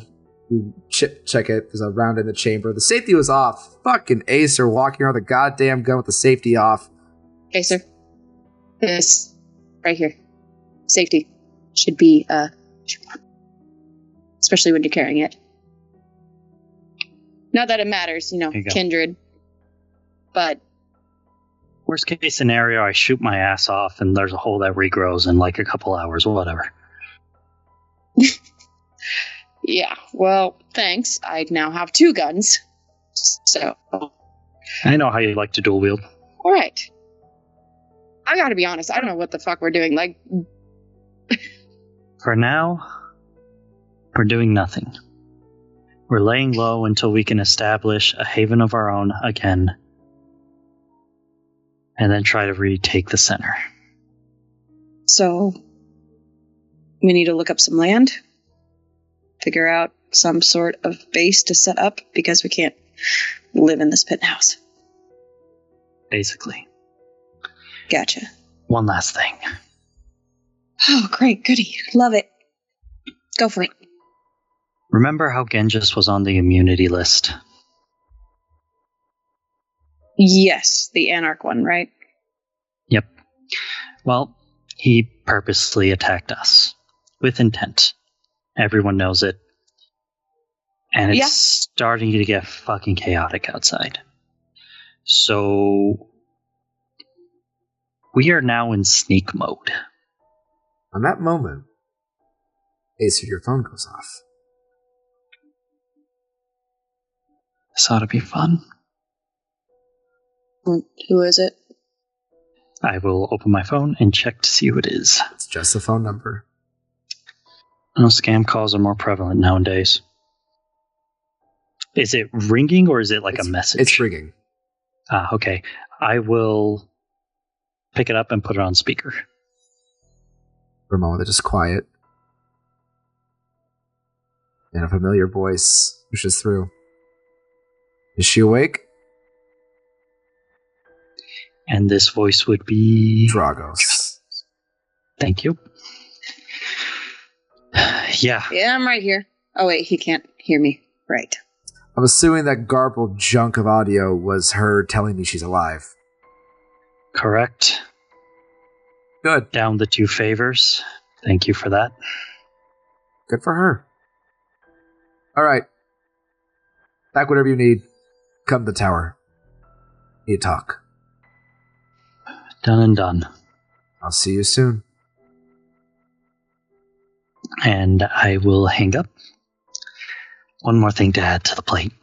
Unless you want to stop by for some shopping, I think we should borrow some clothes, because silk pajamas isn't exactly what I'd call, oh my god, why do I care? And I just get up and go to the room. At this point, Sarah's actually been standing on the corner just watching this whole thing, and she just shakes her head sadly. You realize I can give you guys clothes, right? By the way, hi, Crescent. Good to see you're alive.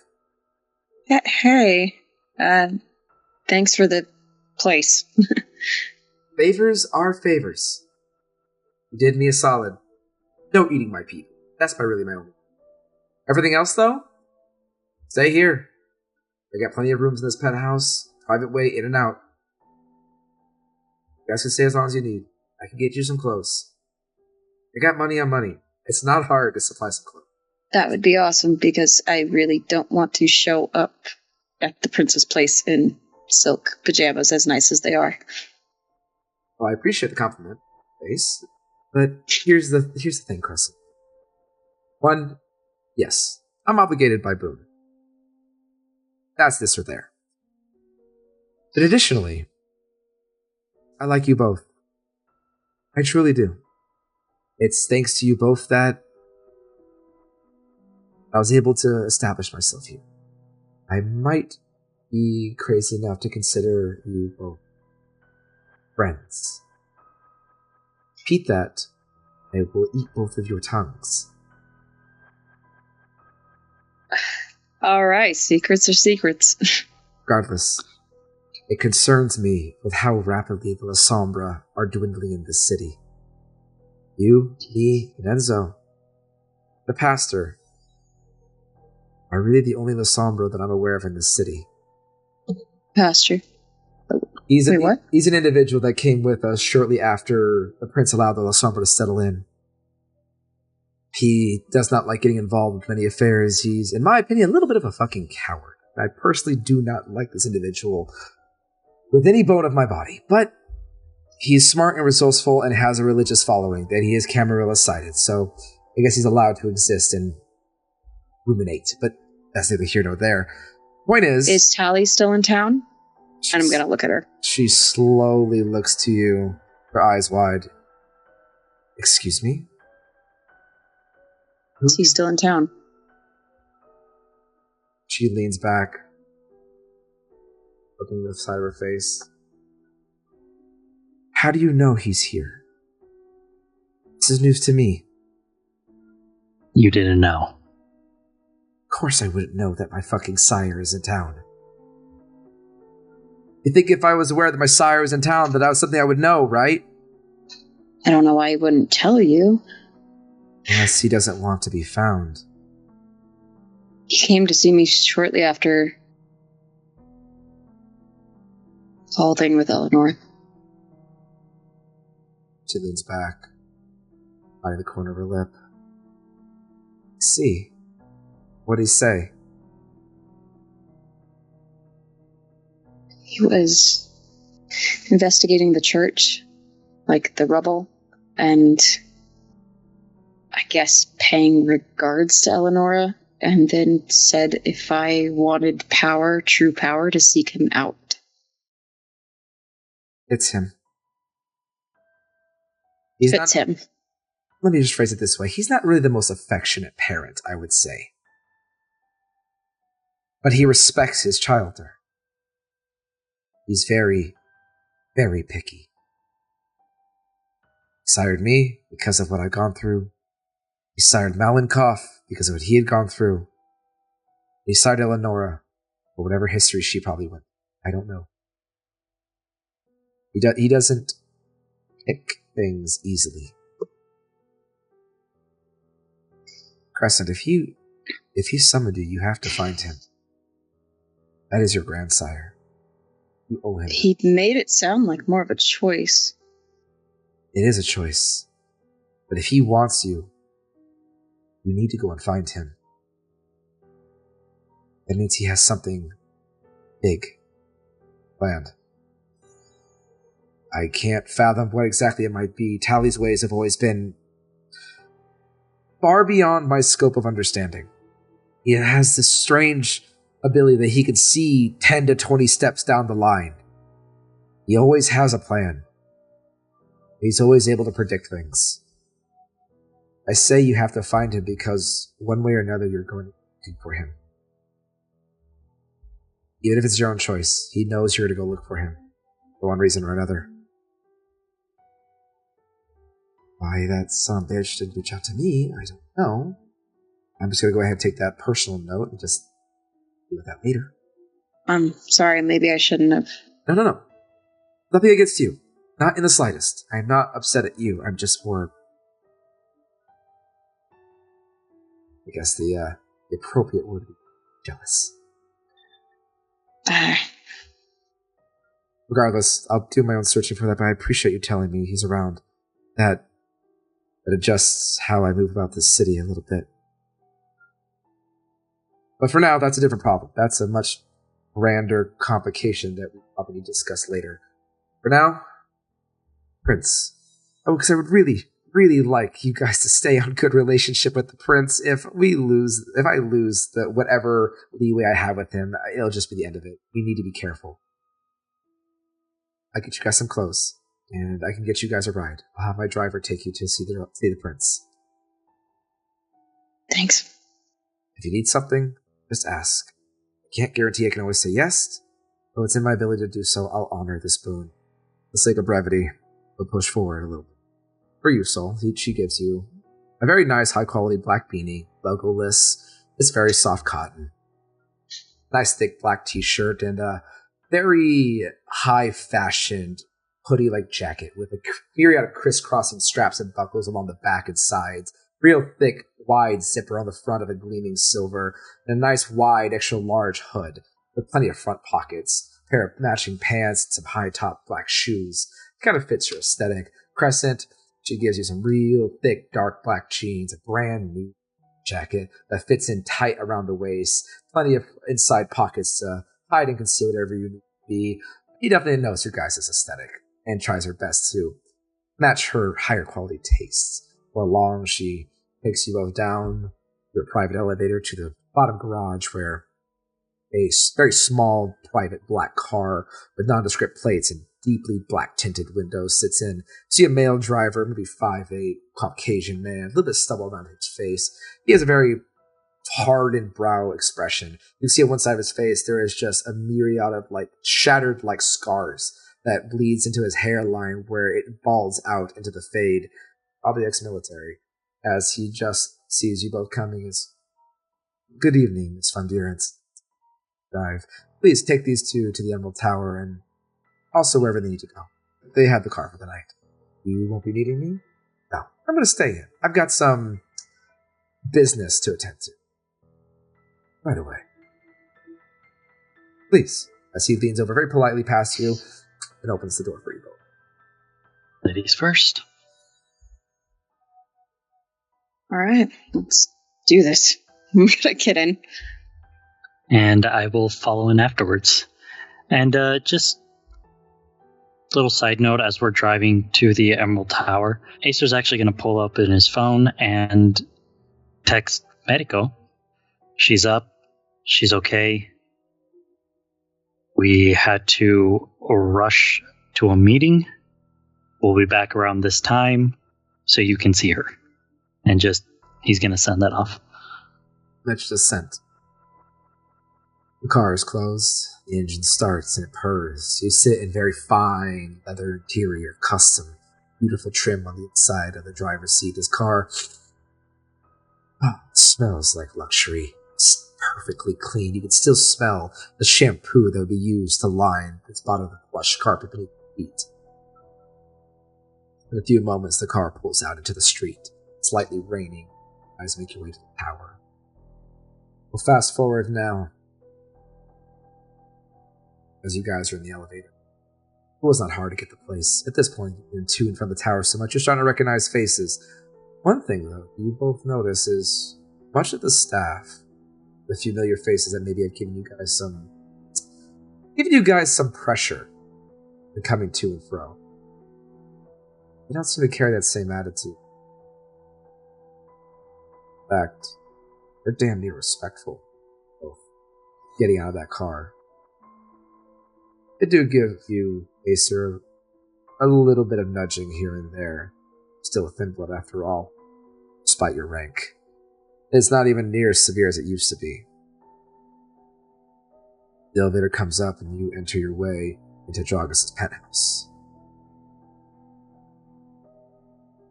Classic stutter on the 44th floor. As always. There it goes. The door is open wide as the room is calmly lit. The familiar space that you all realize. Even from the center entryway into the very open kitchen that is his penthouse on the top of the Emerald Tower, furniture has been rearranged yet again. Drago sits at the end of a very long black couch. He is facing the both of you as you enter in. There's a very large table set out with papers and books and maps sprawled about the place. There are several wired phones that are sitting on the table itself. You can see 2 or 3 empty glasses of some kind of lightly tinged liquid, discarded. Back and forth, you can see his retainers moving to and fro. And one thing you'll notice as you enter in is the 2 very armed, large men brandishing an assault rifle, a haltway. They don't pay you any mind as you walk in. That bad, huh? Sit. I'll take a Dip seat. my head and sit down. He dips his head back. He looks exhausted. His brow is hard and furrowed as he's rubbing the side of his temple. A very stern face the side of his mouth, as he seems to be in deep thought, even while acknowledging your both's presence. What's going on? A lot, Crescent. By the way, congratulations on cheating death yet again. You live long enough. Hopefully you keep gathering allies to do this for you. Going to keep needing them. Yeah, got some good ones. Some, yes. First things first, send my condolences. Mr. Holland has informed me of their departure of this city entirely. So my condolences to the loss of your friends, but I don't wish to dabble too long into it. It is a Camarilla city, and you'll find in your long existences, coteries come and go. Whatever their allegiance holds, it tests the wilds. Thanks. Acer's just going to look over the papers, see if he can figure out what the heck is going on. Go ahead and give me an intelligence plus academics. 4, actually. Hey, 4. Yeah, 4. 4, alright. 4 successes. Looking over everything in front of you, there's a very large map of the city with many different inked lines of different colors drawing to and from different sections of the map. You see many different almanacs opened of different iconographies, different descriptions. You can see a very large list of names, some being scrapped out, some being circled, some highlighted. You can see many different contact information spread out with different pictures scattered among the table. Just kind of putting things at a glance, this is a record of the city, of many different layers. You recognize some kindred names. You recognize different sections of territory that you crossed over from here and there, lines being drawn, erased and redrawn and moved. You can see routes being highlighted, big old circle and X from where the pit used to be, as well as a circle and X from where your haven is. Or was. Astragos continues, unnoticing of your glance. Well, let's get down to the top of the list, shall we? I'm sure you're both very eagerly wondering how I've decided to go about our little agreement of work. By all means. Can I call this a success, per se? You, mainly you, Crescent, was not able to stop this wrath, as they call it, from filling out into the streets. However, I don't blame you. No, don't give me that fucking look. Just a little confused. What do you mean? This goes a bit deeper than I expected. I thought this was just some kind of street drug. What you don't know is you both kicked open the lid of a hornet's nest that I did not realize was digging deeper into the city than I expected. Are you saying this drug is merely just part of the entire plan? I dare say that I don't know. I know, it's shocking. This doesn't leave this room, though. I don't know. Luckily, with the information you guys were able to get to me, I was able to put Damien and the other hounds on it. They were able to make some moves to track down a convoy. That's where this human mortal gang was supposed to be ferrying these supplies. It was meant to be going to a location that we didn't know where it was going, but we were going to stop it nonetheless. So they took action. Damien, in his judgment, decided it was impertinent to act. Here's the thing that concerns me. When met with resistance, it appears they were heading towards the Seattle Aquarium to do with this large supply of wrath. I'm not sure. Neither does Damien. But when they were confronted, these mortals drove the fucking truck into the bay. They'd rather drown the shipment and themselves than be taken alive. Furthermore, Damien was indeed able to pull one out of the back of the truck, kicking and screaming like a rabid animal. And I quote, as Damien says, he puts the paper away with some notes he's written down. He says, and I quote, "The man had the strength of a Bruja and damn near ripped my hand off, and he was mortal. All I know is our thoughts are confirmed. By whatever this reaction is having, this stuff is not cut like a normal synthetic. Whatever it is, it has some type of component to it. We weren't really able to recover any of the substances. They dissolved into the ocean in a big, massive red flurry. One thing that concerns me, though, is the man he was managed to subdue. Though just immortal, the drugs wore off eventually. He survived, despite his best efforts. I say did, because when we tried to interrogate him, the moment that we had him restrained, we attempted to push through to him, he was resistant to everything. Bribery, coercion, torture even. Damien personally broke every single one of this man's fingers off. He didn't even scream. But then, when we demanded to know who he is working for, or we would kill him, he opened his mouth like he was going to speak, and he bit his own tongue off and killed himself. That's a new one. No, it's not. Not for someone as old as me. It can appear this man was under some type of influence. Most likely a very powerful domination.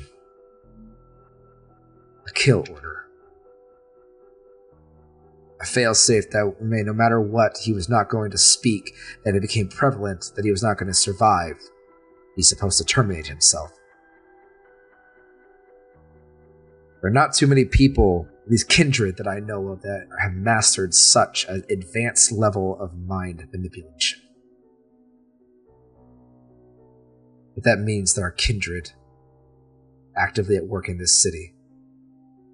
I have a theory that the Anarchs are making their move. I combed this city from one end to the next. Not a single Camarilla is betraying us. So does this mean that that peace order is... Unfortunately, no. I have no proof. I have speculation. A part of the agreement, as long as no active violence was thrown on either side, No active harm to either kindred on each side. They would remain in neutral. My hands are tied. Before you bring up your haven, yes, I'm aware of it. I apologize you were unable to maintain the security of your own territory. Next time, hire more men with guns. I don't mean that coldly. It's just the truth of it.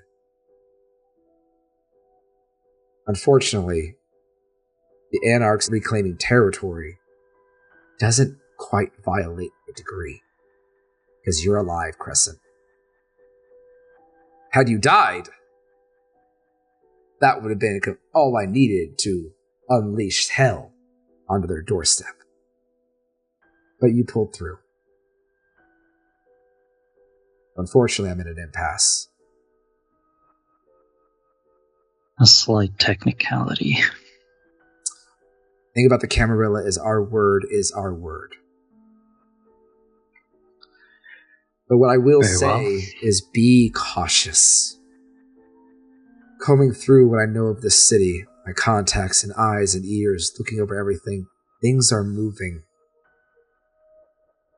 People are going missing again. And a lot of them. Strange things have been happening. Contacts that I had within the Anarch side of things that were, I wouldn't say allied or likable, but compliant, have gone dark and missing as well. There are many, many things here that I suddenly do not see, and I'm not okay with that. I'm not okay with a fog of war beginning to bleed into my city. But I will get to the bottom of it. But that's above your pay grade.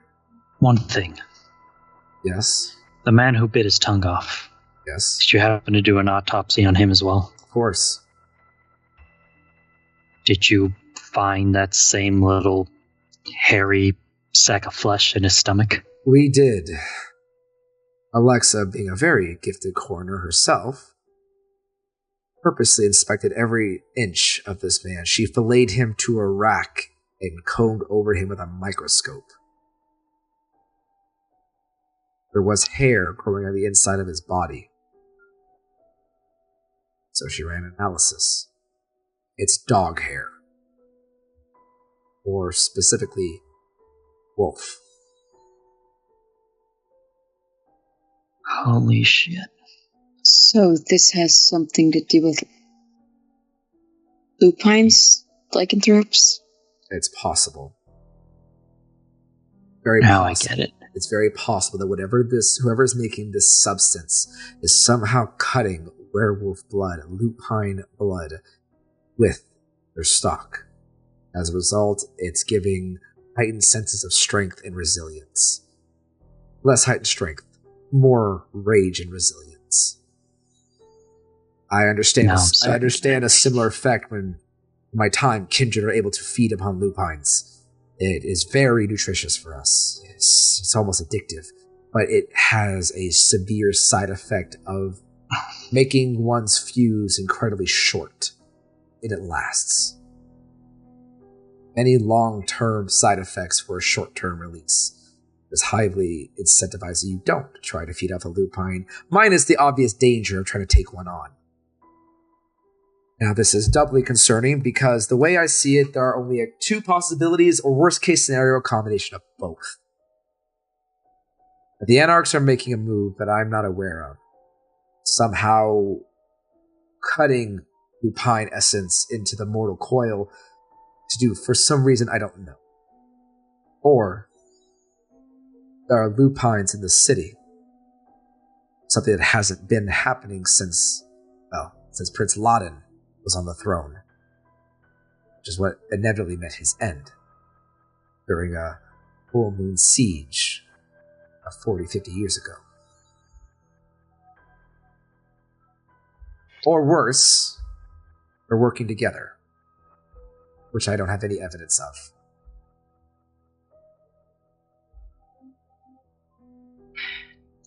May I hazard a guess? Please, your guess is as good as mine at this point. I haven't had much time to stabilize this situation. What would happen if you lose control of the city?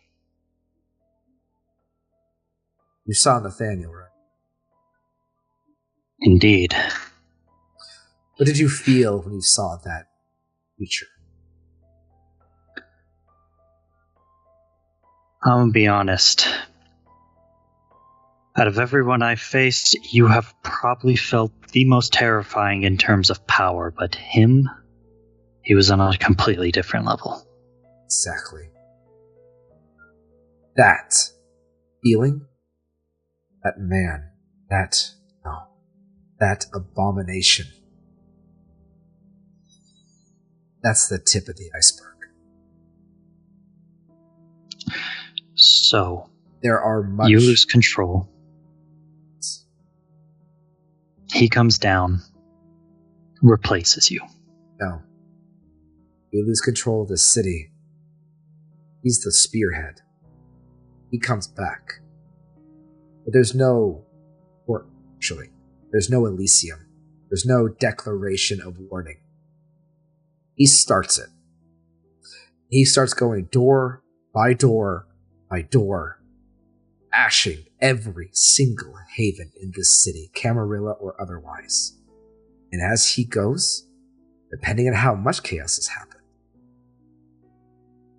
they send something worse. They send kindred that are much older than Nathaniel. They send kindred that potentially have been as old as the flood itself.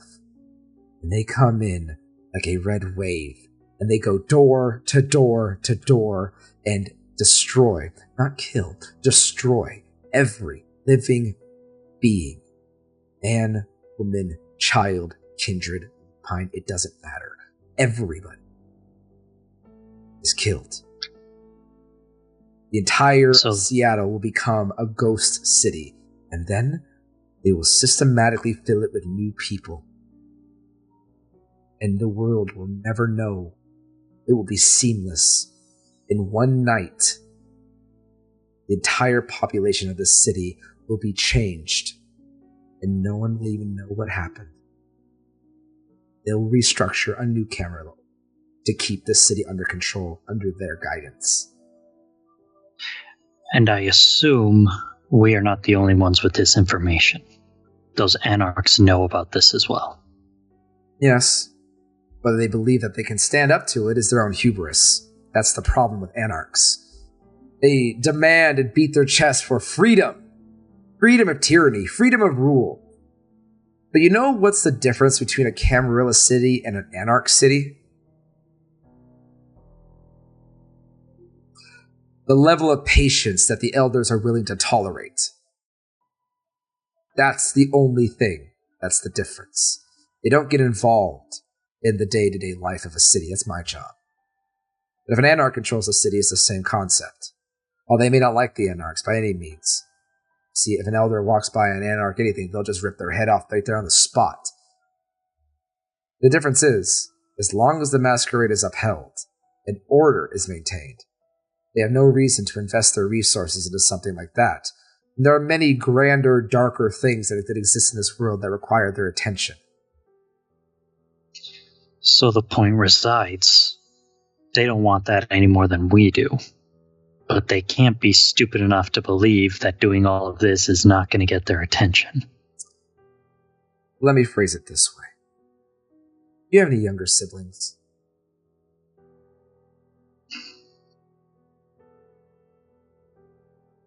Yeah. Obviously, you would be an older sibling. You remember? I would. Do you remember a time the baby sister or baby brother, fuck you have, would come running at you, red-faced and screaming, and hit you as hard as they could, and once they started hitting you, they wouldn't stop, and you felt nothing? There was a time that happened, yeah. That's the anarchs. They are the children, the younger sibling. In their mind, they think they are all-powerful because they believe in something different. And they think that strength is stronger than kindred and creatures that have existed before time was recorded. But their strength, while valid in some cases, is flooded with naivete. They do not understand the horrors that can be inflicted upon them. They do not understand the risk they carry. Even the oldest of anarchs don't understand the risk they pull when they cause chaos like this in a city. Sure, if they openly strike, they may topple the towers. And they may not be punished by the council. But that is only because the council has deemed them not worth their time. Allows them by mercy and grace to thrive and survive. Because they know, in time, they will become squabbling amongst themselves, they'll tear themselves apart, and Camarilla will come back to the way it always is and the way it should be. However, our elders will only tolerate so much, and they're not as forgiving as Nathaniel was.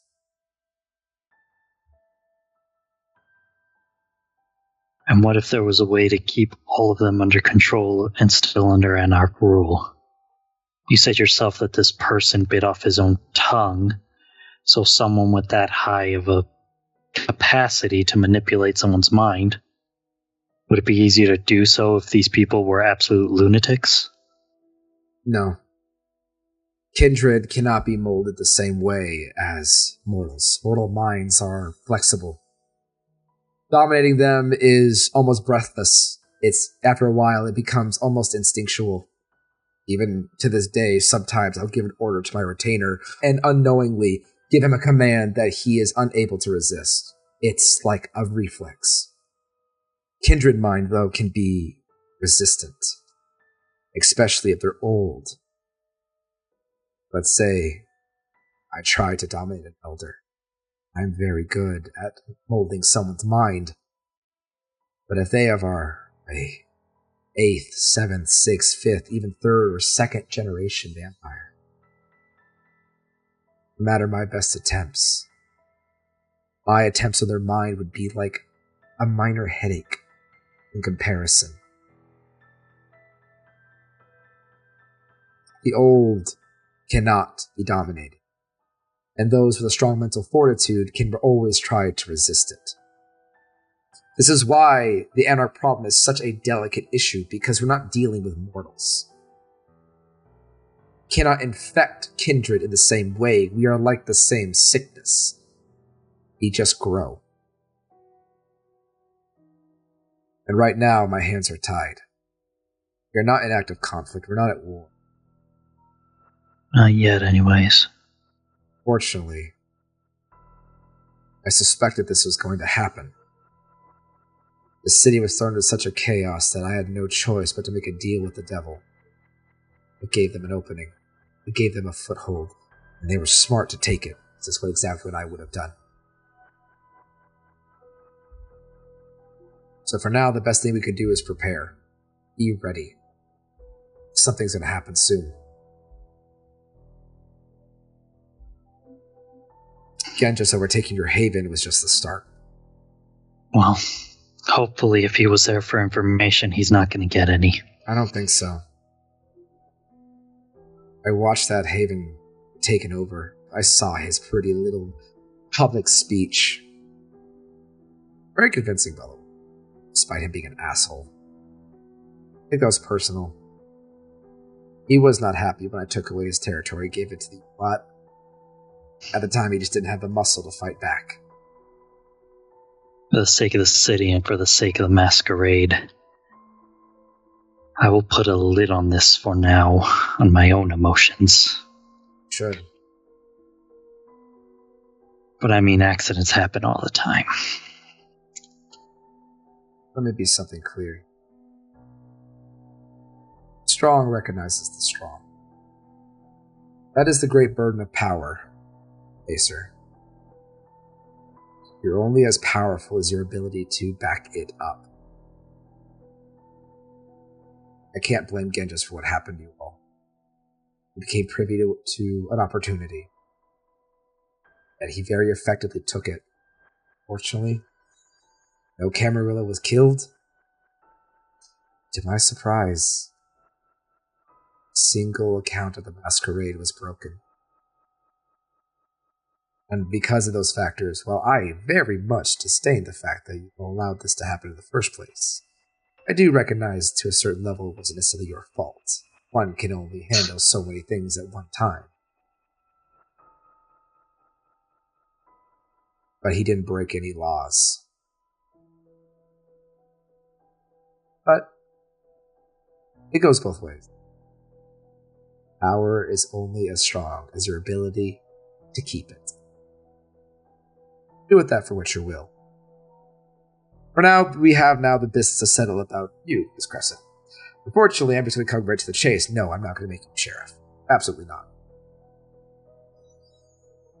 But I'll be clear, this is against no insult to you. It's more about an image. I understand. I will say this, though. I did become privy to the display you put on in that filthy trash hole. A number of those anarchs came forward. They switched sides.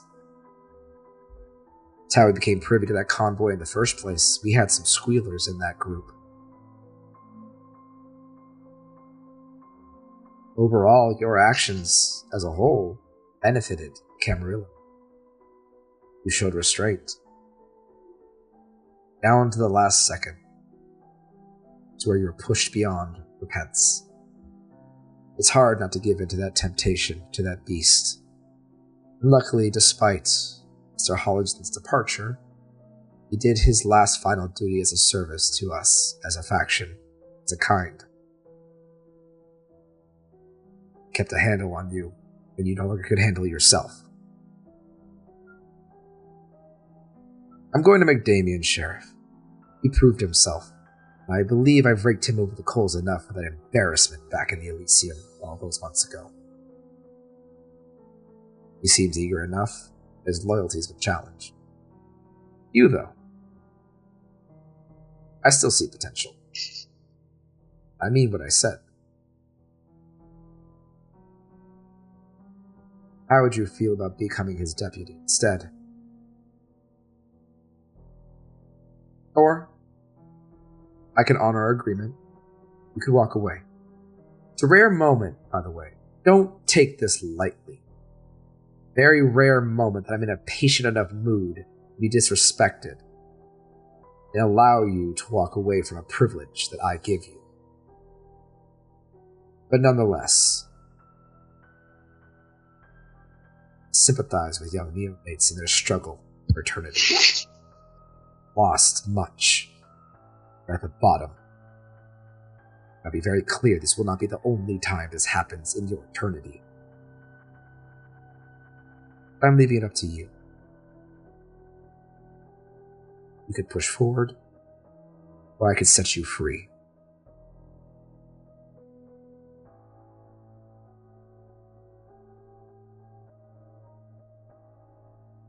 I'll take it. Really? Before, I wasn't even sure if I wanted to be sheriff. I just was... I mean, now that I think about it, I never even wanted to be a hound. Those were things that Eleonora kind of pushed on me, and I thought that maybe being sheriff would make me closer to her. But I don't know if I actually ever wanted to be sheriff. And I think I very much believe in what the Camarilla stands for. And if I can help with this situation, I want to.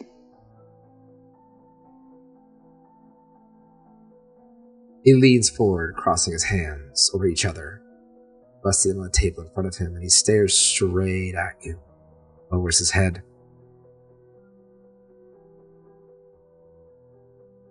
You realize by accepting this, if the inevitable comes to pass, you're expected to be my front line. Your survival is not guaranteed beyond what your capabilities provide. My survival's never been guaranteed. I am okay with that. Fair enough. I admire your conviction. Thank you. Kneel before me as he stands up. And I will follow suit. He just waves a hand as the table moves out of the way for you, Crescent. Do you swear fealty to me, to the Camarilla, will give your body, your bone, your blood, and every ounce of your strength, preserving our lineage, keeping me alive? Will you uphold my laws, my decrees, and you will make swift punishment to those who violate, whether it be by order or by your witness? I will. And do you understand that any act of treason, failure, will result in you meeting the final death in the sun? I do. So be it. He slowly puts his hand forward. And I will take it and kiss the ring. He gently slides a hand over the side of your face, nodding. It is done. For now, I suggest you both take this time to rest. You can stand now. Up. Enough of this stuffy nonsense. Go. Now. I will get up quickly. Damien will be in touch. He'll be in charge of you, and any orders that I decree or anything he sees fit that needs to be handled at the time, he will relay to you. You will listen to him, and by association, me. You, Acer. Good luck with Annabelle. She has not stopped talking my ear off about this frivolous endeavor. I personally will not be personally attending. I have no desire to commingle in this impromptu Elysium. So, for what it's worth, good luck. Thanks. Which is a very opportune moment for you, Crescent. I will relay to Damien that he has a new apprentice, so to speak. Why don't you, as your first task by decree, make sure that this one doesn't just fucking die on me? So I'll continue to do what I've been trying to do. Yes. Correct. Thank you, Deputy. You both may leave. I'll be in touch.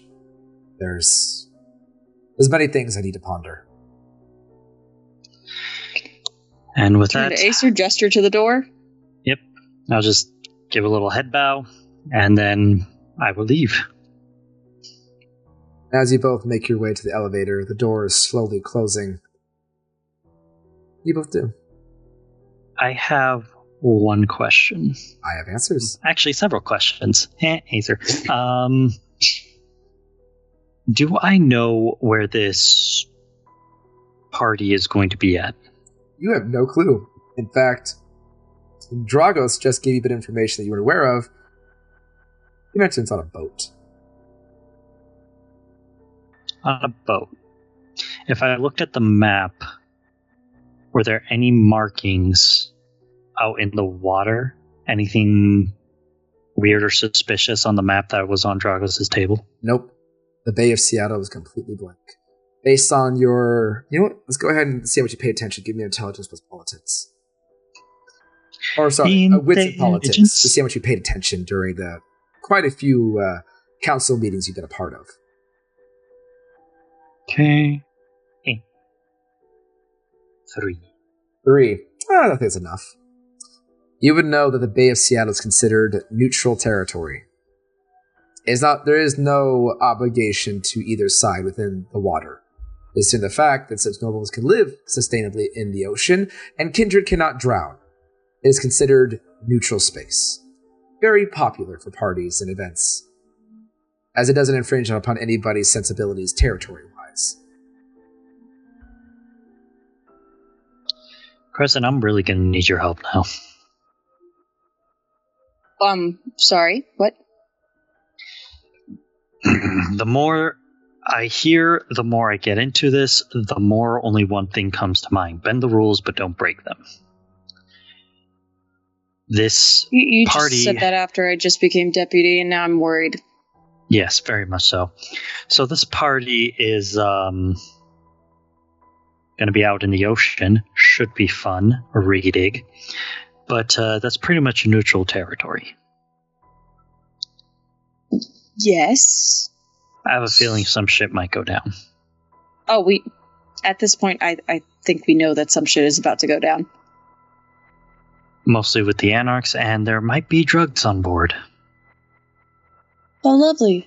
And, really quick, does Medico know about your whole Annabelle Force Spoon thing? Well, I was going to take her out to eat and explain all that shit. But apparently, now I have to do that in a rush time, so that's going to be fun. You're taking her out to eat? That was supposed to be 3 days ago. And you didn't? No. I had to get you back up. I mean... Grayson and Onyx left. There was literally no way to be like, I'm going to take you out to eat because you've been so helpful. All right. Not exactly the happy moment. Point being, we need to start thinking about how we can bend the rules. Not so we can bend them ourselves. More for prediction. The more we think how they can be bent, the more we'll be able to prepare for when other assholes eventually bend it. Basically, you and I need to talk. That's what we're doing right now. Later.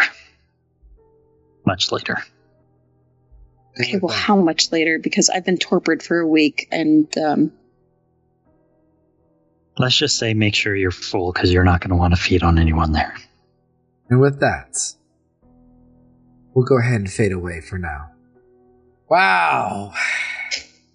What? It came back. Okay, now I can actually drop the storyteller screen for a change. What the fuck is with you nutjobs? I have saw those subscribers flying. You know how hard it is to be fucking serious when I just see our first hype train ever?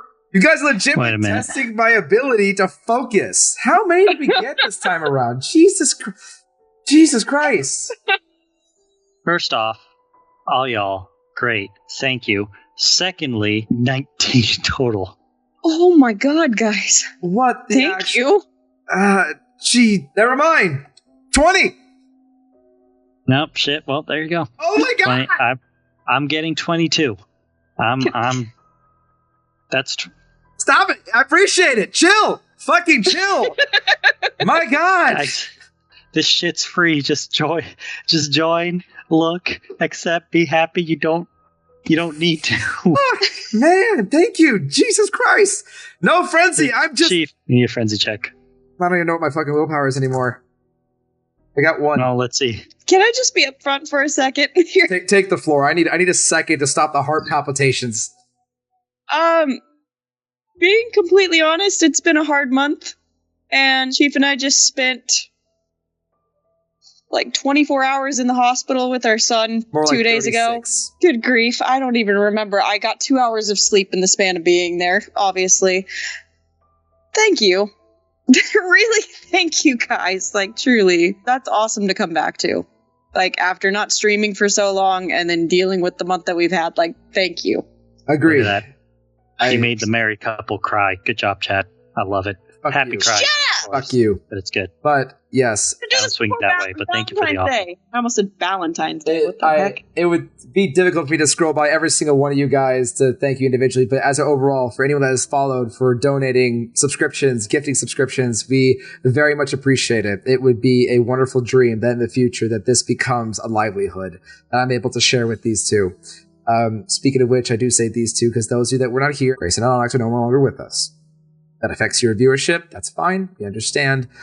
They have found that it's best that they step away from this game, and we just respect the decision. So, but going forward, we will be starting at 7 o'clock to 7:30ish because you never know. We can never keep a schedule, but we'll try our best, and we will be continuing. So we're not stopping this by any sake of the word. So while we are sad for our reduction, we will be taking advantage of the fact that I can now make a much more focused story of pain and agony for the two that are survived. So. Yay! No, wait, hold up. pain and agony is not something I do. I made a comedic character for a reason. Hey, some people in the chat really want to see Acer as a Lasombra. I'm like for this. It's very possible. We need to do like a roulette of conspiracy on trying to get Soul embraced. It'll be a very fun challenge for him.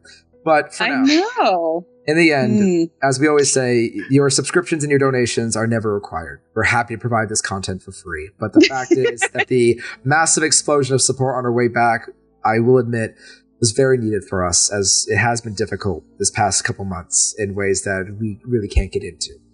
But regardless, those types of support really do help us in pushing this further. But for now, thank you all from seriously the bottom of our hearts for that support. That was very much needed in its entirety. It's not required, and y'all are fucking lunatics. For the love of God. I love you guys. And we love all of you. Also, Santos, yes, I understand it's the world of darkness, but you know the best time to see the stars? At night. Regardless, I need to stop before I start getting emotional, and I'm not allowing people to see that. So this wasn't emotional? No. So, for now, thank you all so much for joining us tonight. Do not worry, we will be back next week. We will be pushing forward. Through the highs, through the lows, we appreciate the journey you've been with us so far, and we hope to continue to make great stories together. I cannot thank you all enough, as it is something we greatly look forward to every week, despite how dark things can get. So we'll see you all next time, next episode of While Seattle Sleeps. Check your doors, call your friends, and make sure to keep your loved ones close. We will continue to keep you all close to us. God bless you all. Good night.